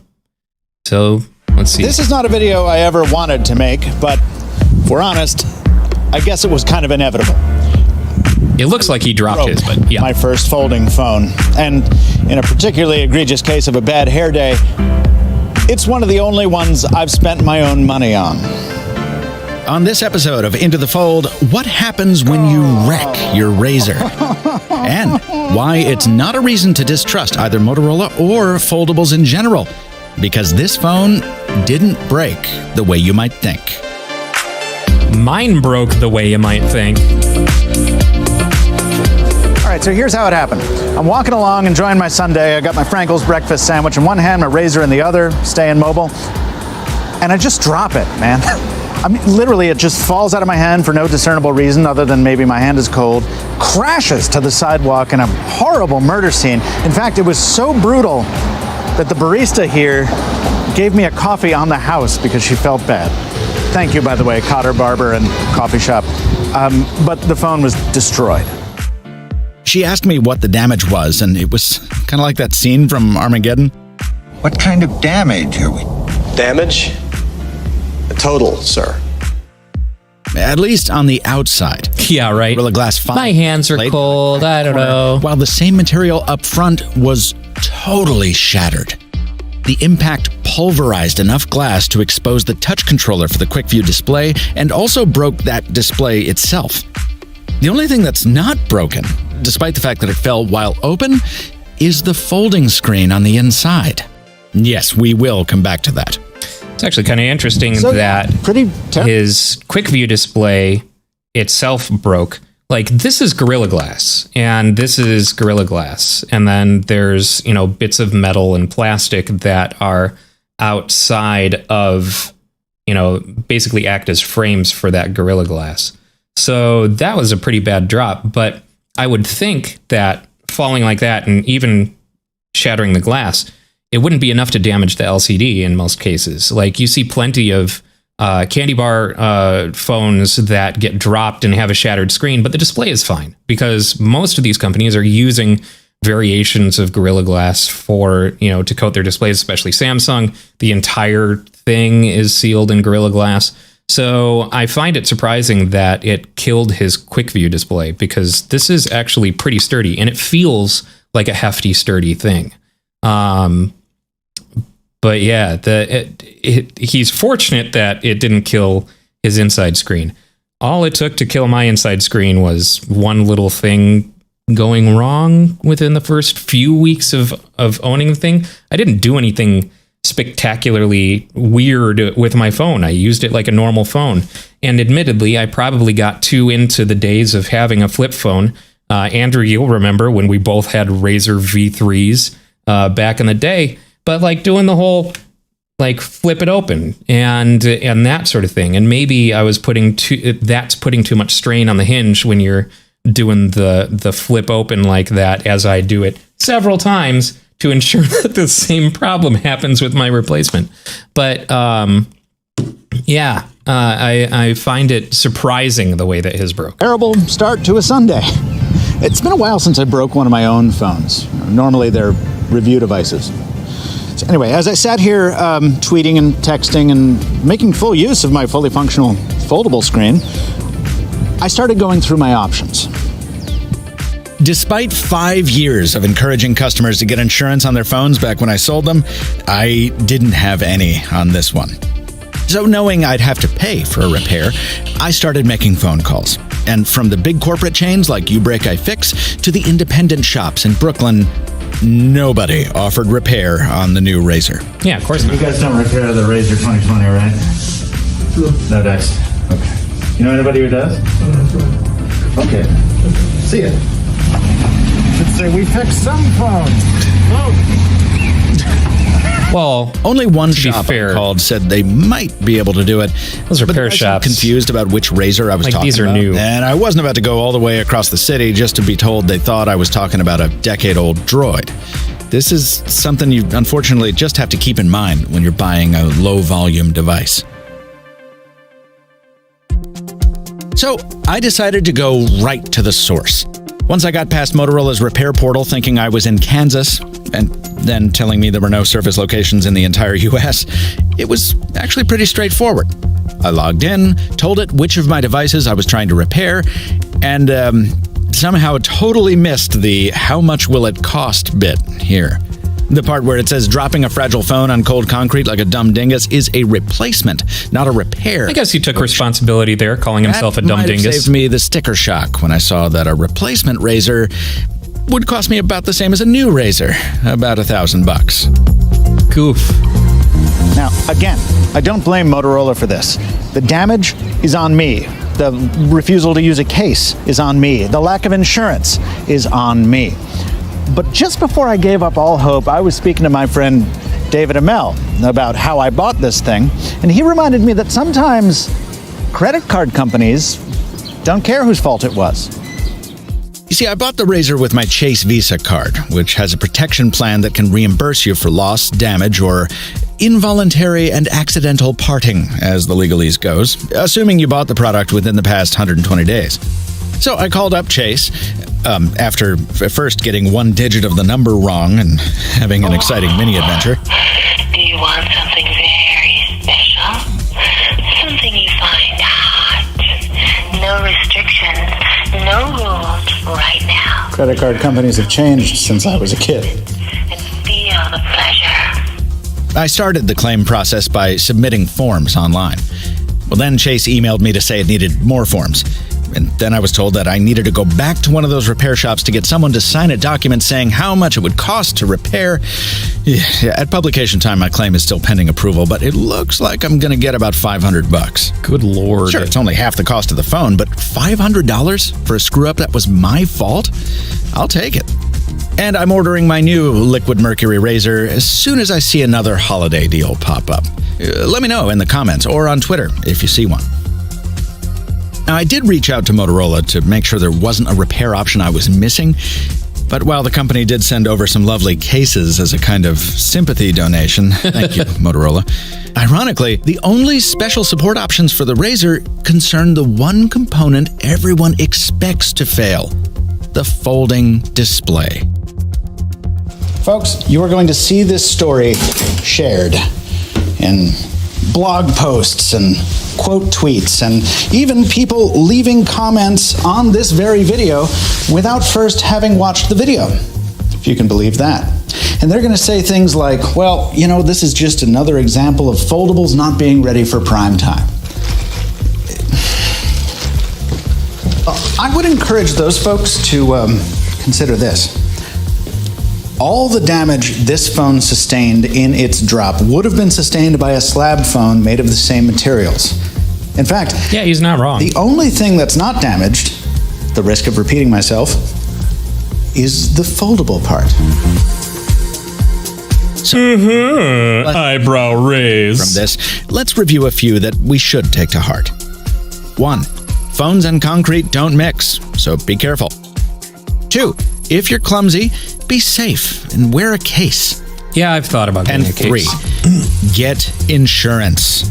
You'll regret not having it when you have to pay for the same phone twice. I'll link a nice write-up I found on the best insurance for unlocked phones, but your wireless carrier may also offer an option for you, and manufacturers of folding phones have their own programs. Motorola does offer several extended warranty options that they charge between $35 and $400 for, which you can activate up to 30 days after purchase. Yeah, I just missed it. And Samsung has similar offers, including screen replacements on its foldable product for a fee. But sometimes My final thought here... All it takes is for something to fall just the right way. Clamshell. The liquid mercury lining is that it vindicates why I make this series in the first place. Into the Fold is all about long-term foldable usage in the real world. Cool. Because I know I've had many phones that have solid construction and stuff like that. My Samsung Galaxy S7 Edge was I had dropped that plenty of times, but all it took was like one drop in just the right way, and it did a nice spider shatter on that screen. So yeah, I mean, I'm sure that dropping any phone onto like cold concrete is, depending on how it falls, is going to cause some damage to it. But I'm just surprised that it knocked out the functionality entirely on the outer display. That must have been a hell of a drop. Especially considering, if you think about it, considering the way that he said that he dropped it, right? So he had it like this, open, and then dropped it onto the concrete. I would think that the fact, and considering the way that it was damaged, here was all shattered and removed, I would expect that because of the hinge should have saved from the drop, because it's going to fall like this, right? And then where standard candy bar phones aren't going to have the flex, this should be able to kind of go with the fall, right? Like, at least theoretically. Obviously, it's not the case considering what happened to his phone. But in my mind, that hinge should help dampen the impact of the fall. But yeah, cold concrete. Concrete gets cold, you guys. Just like in Arizona, concrete gets hot enough to cook eggs and pizza. All right, so this is a long video, but I'm kind of curious to see. A lot of people have been doing comparisons of what was shown off at some of the, This video was brought to you in part by GOG. Oh, it's brought to you by to another episode GOG. Goddamn. In today's episode, we're going to take a look at CD Projekt Red's recently released Cyberpunk 2077 and see how it compares to the original gameplay reveal that the studio gave us back in August of 2018. Yeah, like I haven't actually watched any of these, but I'm curious. 2077 on the PC, with the settings cranked up to their highest possible settings at a native 4K resolution. As always, the motion blur setting will be disabled. And in order to obtain an actual playable frame rate at these settings, I'm also enabling NVIDIA's DLSS option, along with the incredibly demanding RTX ray tracing options at their highest values. So if he's on DLSS, Now, then there's it's two things that 4K output, 1440 First off, the footage rendered. of the original demo was from a very early work-in-progress build of the game. Many things have changed since that reveal, both visually and in terms of the general structure and format of the gameplay. And there's many different reasons why these changes have been made. Second, the gameplay reveal we were given back in 2018 is long, about 40 minutes long, and to go through and analyze each and every frame of a 40-minute video would take me forever. God damn. Retail looks so much better. I was expecting this to be completely different. But like, look at the detail on that. For this reason, I'm going to point out the biggest critical changes that have been made. Yeah, right. And I may gloss over some items, but I'll include some extended footage in the sound comparison towards the end. So feel free to drop a comment below of any small changes that you might pick out. And one more thing, if you're picking up Cyberpunk on the PC soon, be sure to make your purchase at GOG.com to get a DRM-free copy of the game. This means you don't have to have any apps running in the background at all, and can just boot up the game alone to maximize your system's resources. You can pick up the game now at list price using the link I've provided below. And if you want to keep things even more organized, you can consolidate all those messy third-party gaming apps into one single client with GOG Galaxy. Oh, I didn't know This links your that. Steam, Origin, Uplay, Epic, PlayStation, and Xbox accounts all together. There's even Maybe some I free should Cyberpunk download rewards, like an GOG's exclusive thing. widget I have hit become a just slave to the marketing. Want to give it a shot? That link is also listed in the description. Alright, so to keep this comparison organized, we're going to run straight through the demo piece by piece, starting with our first look at the character creation screen. Now, the biggest change is the general format of this menu, with the preset character designs being moved to the far left side of the screen, and the menu choices on the right being enlarged to improve player comfort. But the amount of physical attributes you can customize appears to remain intact.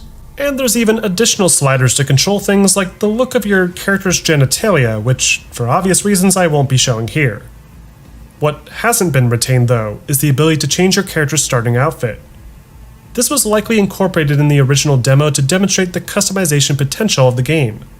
But for the sake of the story, your character will start off with the same outfit depending on one of the 3 character backgrounds you choose. Which leads us to our next big change, the character's backstory. Players were originally going to be able to choose from 3 different options under 3 categories, which I assume would have been used to determine certain events or dialogue options in the game. This has been simplified for the final retail build into only 3 backstory options, either Nomad, Street Kid, or Corpo. Each That's of a which shame. offer their I don't own even remember that being specific shown dialogue choices off. and unique sequences in a player's campaign. The Nomad, for example, will start their game outside of the city in a garage, and will participate in an intense car chase before getting into Night City. Whereas the Street Kid starts in a bar in the middle of the city, and is involved in a heist that goes wrong. My guess is that this was always the intention, but the vague questionnaire may have been dropped to more clearly explain to the player what impact their choice would have on their gameplay experience. But otherwise, this whole character creation system is more or less the same. So let's move on to our first in-game sequence, the rescue mission in this old apartment building. So, with this first freeze frame, we can spot a number of visual changes that have been made. First, the textures on all the surfaces around the player have been greatly enhanced, with significantly more detail on the surface of the floor and the walls of this hallway. You'll also notice that the light fixtures, which still remain in the same place as before, appear to be emitting more volumetric light, and even reflects off of the walls more realistically. There's also more graffiti on the walls and doors, and additional environmental objects like trash along the floor and even extra pipes lining the walls and ceiling. The weapon the character is given by default is also different, but we'll find the exact same weapon used in the demo a little bit later. As the player moves down the hall, she waves at an NPC to get back into their room, which functions the same way in the retail build, and then they proceed to the target door. In the demo, T-Bug hacks into the door remotely and opens it for the player. But in the final game, the player is required to open the door themselves, practicing their newly learned quick hack skill from earlier. Yeah, really, I just wanted to see, like, retail actually does look a lot better, and that is not what I expected this video to cover. Well, everyone wants to show off lighting because the industry has discovered, lighting effects in the same way that, like, Doom 3, when they were showing off Doom 3, it's like, look at the lighting, look at how dark it is and how moody the lighting is and how accurate the lighting is, except you can't fucking hold a flashlight and shoot at the same time. The industry finds new tech and gets obsessed with it, and eventually it'll probably dial it back. God, it's the worst in Watch Dogs Legion on Series X. The way that they use ray tracing, it's just too much. It's way too much. It doesn't look very good. But I'm sure, things will wind down. What are people saying here?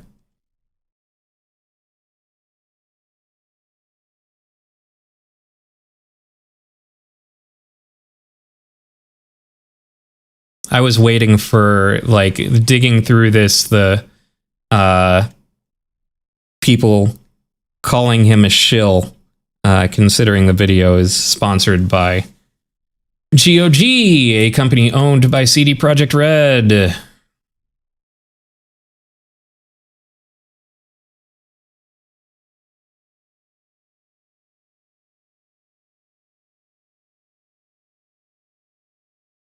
I'm going to do one last kind of glance over some headlines. Yeah, I mean, I think so. That the goal should be realism, especially like that's what the industry has been striving for forever. But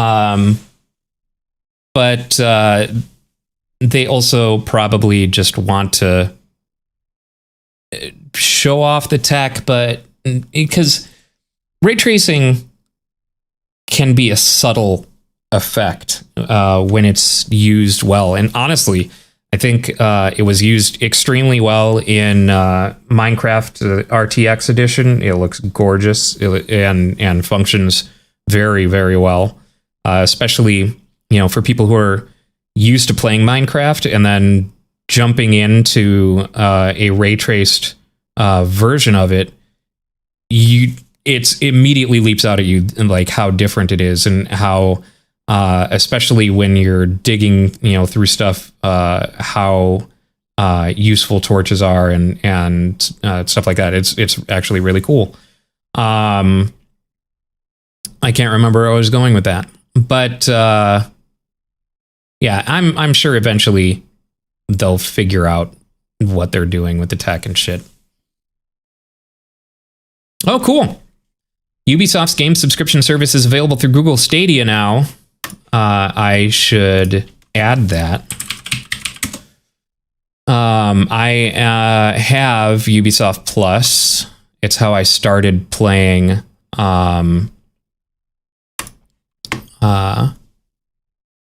Immortals Phoenix Rising. And Ubisoft's Connect app is so much better than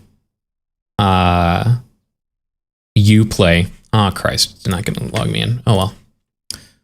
I wonder... Maybe this will tell you. Oops, wrong thing. I'm fucking up. There we go. So Ubisoft Plus. Unfortunately, Ubisoft Plus is $15 a month. So if you're already paying $10 a month for Stadia, then to add $15 a month in order to get Ubisoft Plus, it's annoying. Or alternatively, you could do Amazon Luna, which is $5 a month, I think, plus Ubisoft Plus for $15 a month. Though technically, you wouldn't need a Stadia Pro subscription in order to make use of Ubisoft Plus, in which case you're still paying $15 a month versus the $10 a month that you're paying for Stadia in order to get all the pro games and stuff like that. I would say that there are more games that I've acquired through Stadia Pro that I would rather play versus all the games on Ubisoft Plus. But, whatever. Ubisoft Plus has the benefit of adding new, like when they release a new game, it's available on Ubisoft Plus day of release. So Immortals Phoenix Rising is available day of release. And it's not just the base versions like you'll see on Play Pass, right? Like, so Play Pass, if there's an ultimate version or there's DLC, that's not available to you in the game that is made available to you through Play Pass. But with Ubisoft Plus, you get the ultimate version. You get access to all DLC, all everything. So Watch Dogs Legion was made available. Assassin's Creed Valhalla was made available day of, and obviously Immortals Phoenix Rising. So it's kind of nice in that regard. But again, it's $15 a month. Let's see. Just a short little article. It says, hey, it's there. Cool. I'll have to link that and see how it performs on Stadia. I'm sure it's fine. Works great on Luna, so. Let's see. Apple Fitness Plus launches today, if that's a thing that you do. I haven't been an iPhone user in quite a long time. 10 charging cables for your Android or iPhone. Cool. Electronic Arts is acquiring Codemasters.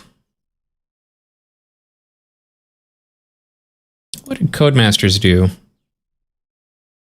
Bringing together the combined expertise and talent from Codemasters' critically acclaimed sports and racing franchises. Okay, that's why I don't really know them. Dirt Rally, Grid, Project Cars.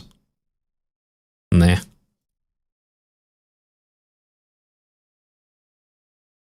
AMD Ryzen 7 5700U and Ryzen 5 5500U turn up as Zen 2 Lucien processors in upcoming Asus laptops.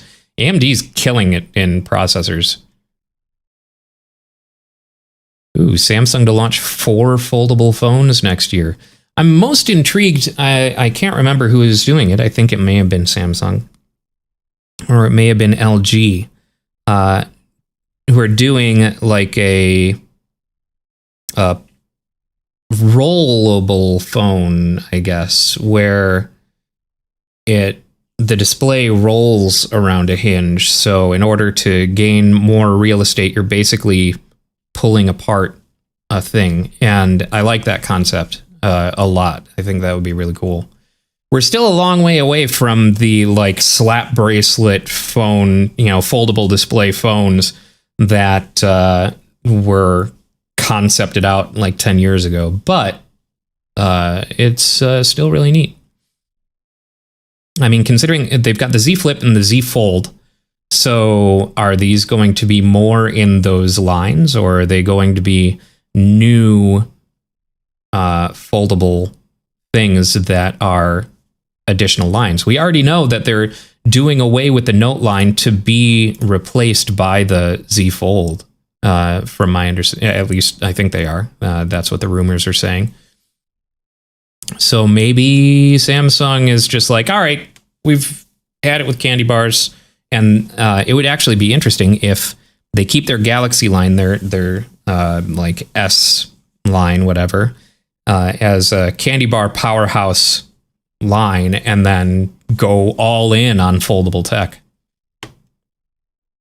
The only way the technology is going to improve is by companies going all in on that technology. But also they should be experimenting with new form factors like that Oppo thing that we looked at earlier, and like LG's Wing.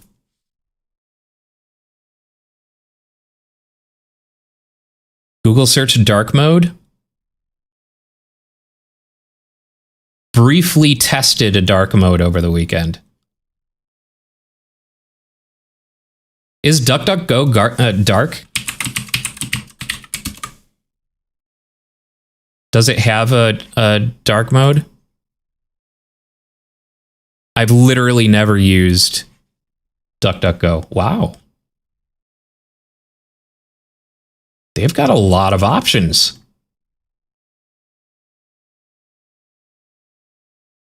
Theme dark. Yeah, there we go. And cloud save. Maybe I should just start using DuckDuckGo. Terminal. I like Terminal.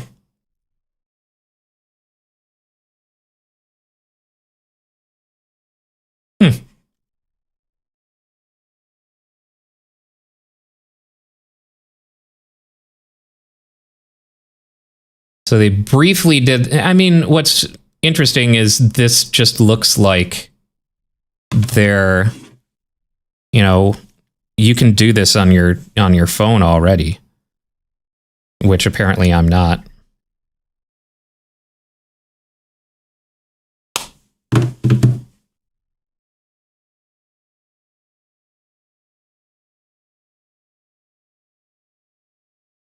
Indian workers ransack Wistron iPhone production plant over unpaid wages. Surprise, surprise. Apple doesn't pay people well. Or rather, Apple utilizes companies that don't pay people well. $59 million in damages?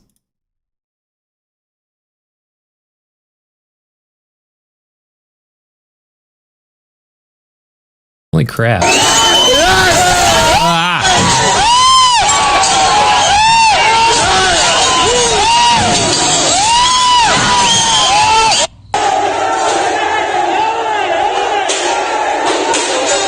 God damn.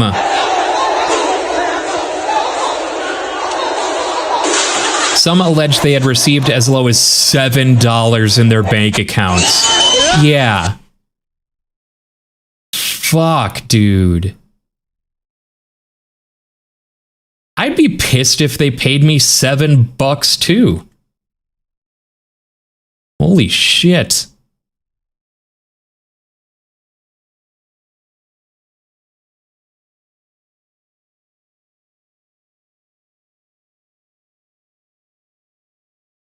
OnePlus 9 and 5G. I feel like OnePlus came out of nowhere. It seemed like such a knockoff phone at first, and now it's like a handset that is actually pretty decent.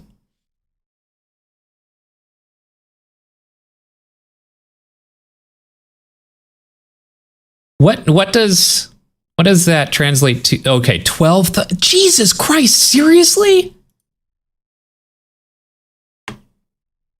$12,000 a year for it to be a cloud engineer?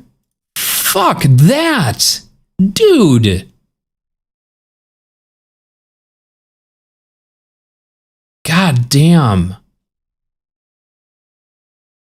That's ridiculous.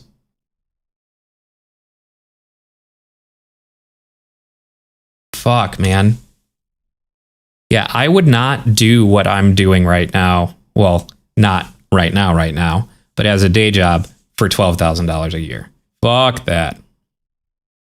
Like, you can't survive on $12,000. Well, you can survive, but only barely on $12,000 a year in the United States. And I would expect that India would be like way more, like the cost of living in India has got to be way more expensive because of their population concentration. Like, there's so many people in India. So I know that, you know, their major city centers have got to be overpopulated, which leads to higher property costs. It's like, there's no way that 900,000 rupees is enough to survive in a city center in India. There just can't be.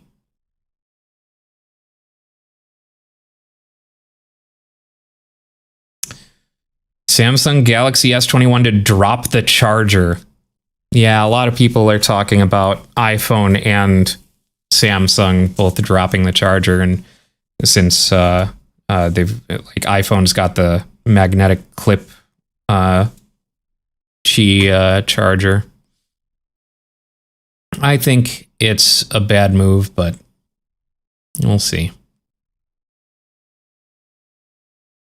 Yeah, be aware, Resident Evil 8 spoilers have apparently leaked. Be careful. The internet is a minefield.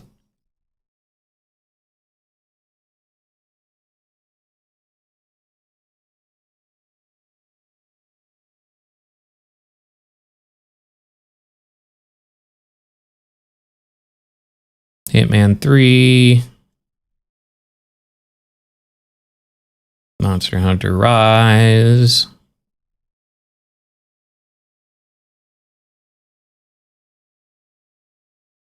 Oh, goddamn. PS5 beats Nintendo Switch's hardware launch record in France.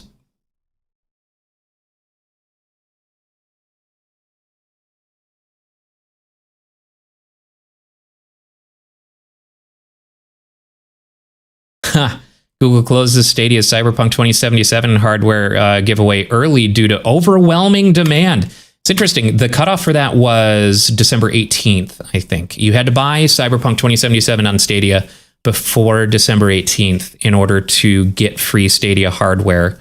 For doing so, I ended up getting mine in early enough. I placed my order. I got the email and placed my order. So I've got another Stadia controller on the way, so that'll be cool. But hey, I mean, Google's really trying everything to get people into Stadia. And I feel like if they had started the launch with these kinds of promotions, they'd have a higher early adoption rate. But especially seeing how Cyberpunk runs on Stadia versus everything else, it really seems like the best way to play right now. That's not to say that there aren't bugs in Cyberpunk 2077 on Stadia. There are definitely still bugs present.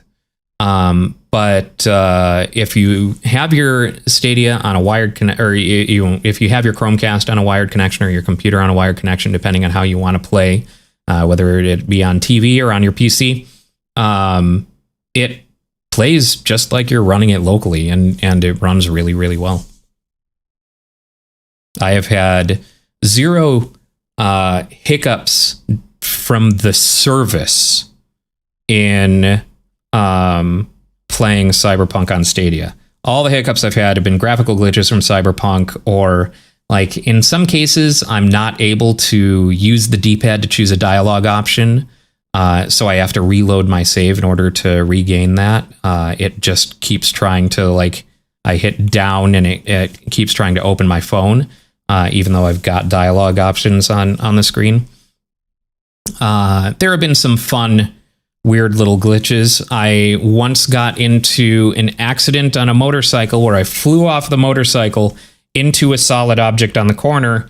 And even though, like, it's not like I glitched into the thing. I was standing, in front of the thing. I could look around, everything was fine, but I couldn't move. So I had glitched enough into another object where I just couldn't move. There was no breaking away from it. There's no reset in the game in order to fix something like that. So you just had to, I had to reload the save. But Stadia itself has been running it extremely well. And especially it's nice, sitting on the couch, playing it on the TV, and have to, take a shit. I fire up Stadia on my phone and basically transfer the session to my phone with no problem and continue playing elsewhere.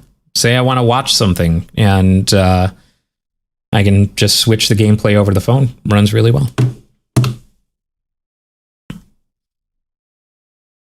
RTX 3050 and 3080 Ti just leaked, and literally no one is going to be able to own them.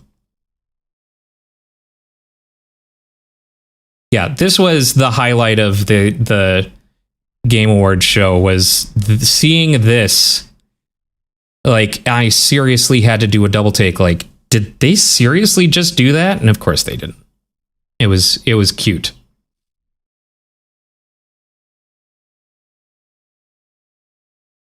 Ark, the animated series. Again, I am so baffled by this. I did not realize that Ark had become such a, I guess, big property? I don't know, man. Like, Ark always just seemed like a buggy thing that it came up on the podcast yesterday.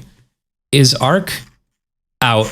Like, Ark 1, is it still regarded as early access? And it looks like no. So it must have come out of early access at some point, eventually. The concept always intrigued me. It's kind of a crafty boy mashup of a bunch of things that a 13-year-old would really lose his shit over. So good on them for coming out of it. Goddamn, best of show at PAX Prime 2015. That was 5 years ago. Best early access game, apparently, GameStars. Yeah. I'm glad that they got the player base that they needed. It just seems weird to all of a sudden have, this creative universe, right, out of something that, I don't know, I guess it just missed my radar. All I knew, the last I remember it being in the news was because it was a buggy garbage piece of shit that would never come out of early access.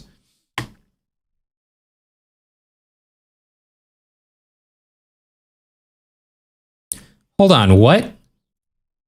NVIDIA was going to block hardware that was unboxed on review? Hold on, how the fuck does this work? Much was made of NVIDIA's apparent decision to block hardware unboxed from having access to GPU review samples. The company has already done an about-turn on the matter, though, possibly because of the outcry from reviewers and fans.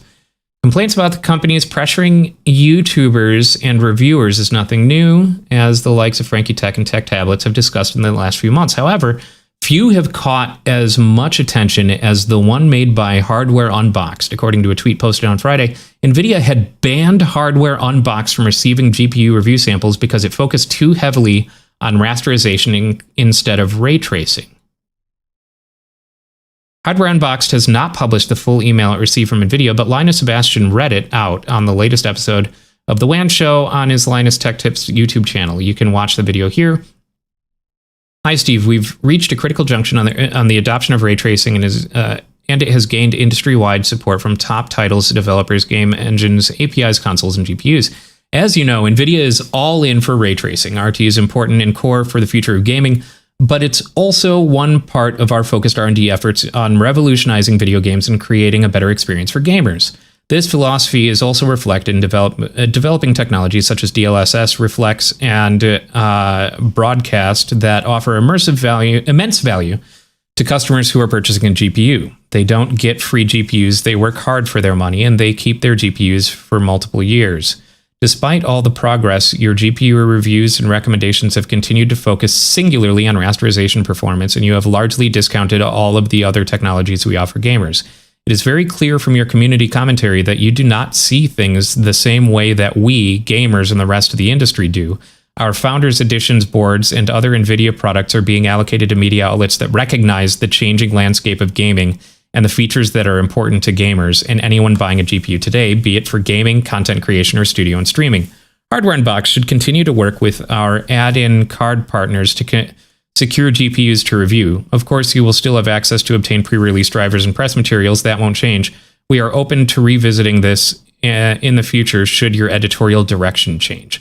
Holy shit, man. That is some bullying bullshit.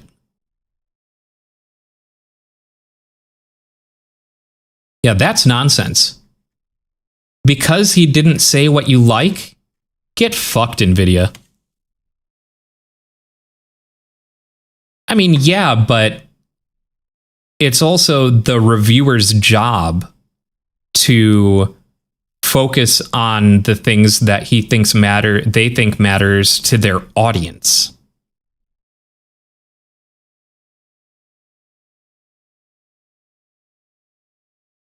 Yeah, that's stupid. That's really stupid. That's bad press.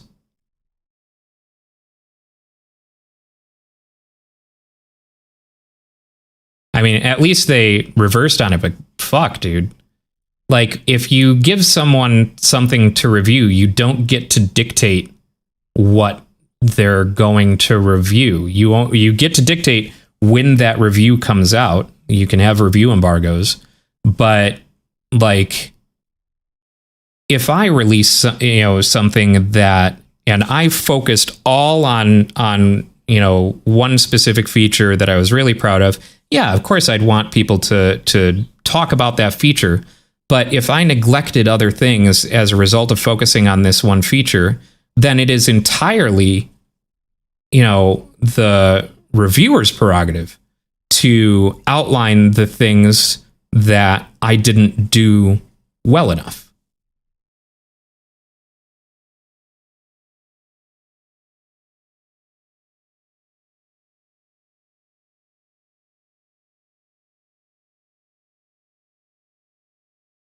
Okay.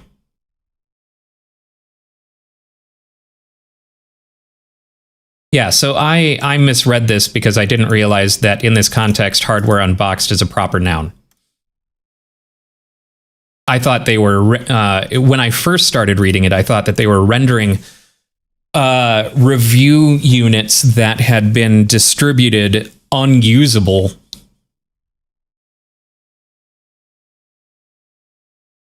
But yeah, it's,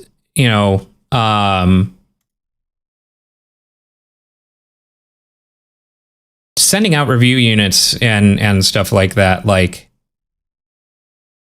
this is a very combative stance for them to take. And it coming out is just bad press for them.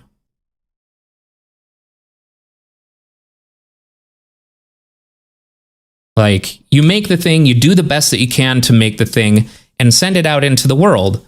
You give it to reviewers because realistically, let's look at the fucking shit show that was the launch of the 3000 series and how impossible it is for people to get it. And reviewers who are going to talk up your product or talk about your product and basically give you free press may not be able to get their hands on these review units. So having some set aside for those reviews is smart. But you also don't get to dictate the contents of that review. Like, just because you got a review unit for free, like, for example, I kind of had an issue like that. Like, fun.com sent me a review collectible for the T-Virus stuff. They've got some Resident Evil collectibles. And they were super cheaply made. They're put in basically cookie tins.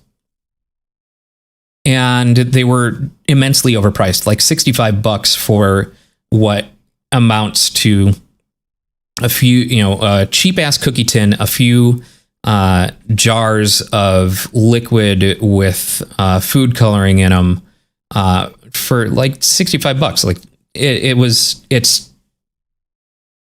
they must be making $55 or more per sale on those.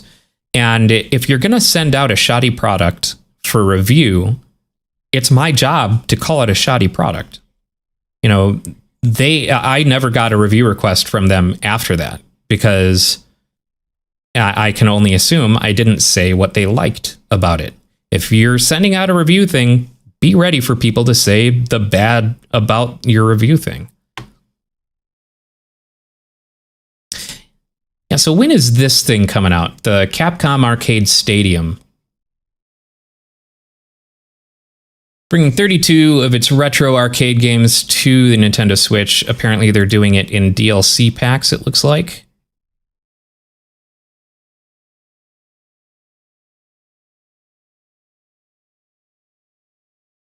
February 2021. I'm pretty stoked for that. That'll be really cool.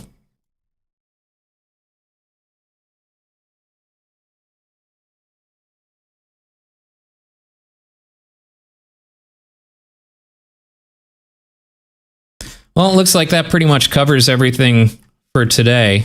Why are you acting up? Anyway, oh, because it clicked in. Oh, man. Oh, YouTube suffers outages. Hopefully, well, it looks like we've got someone watching on YouTube, so apparently it's not that bad.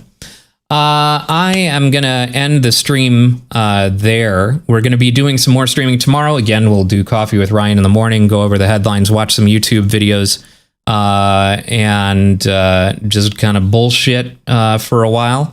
And then tomorrow night, Dan is going to be joining me, and we're going to stream some Devil May Cry 5 Special Edition.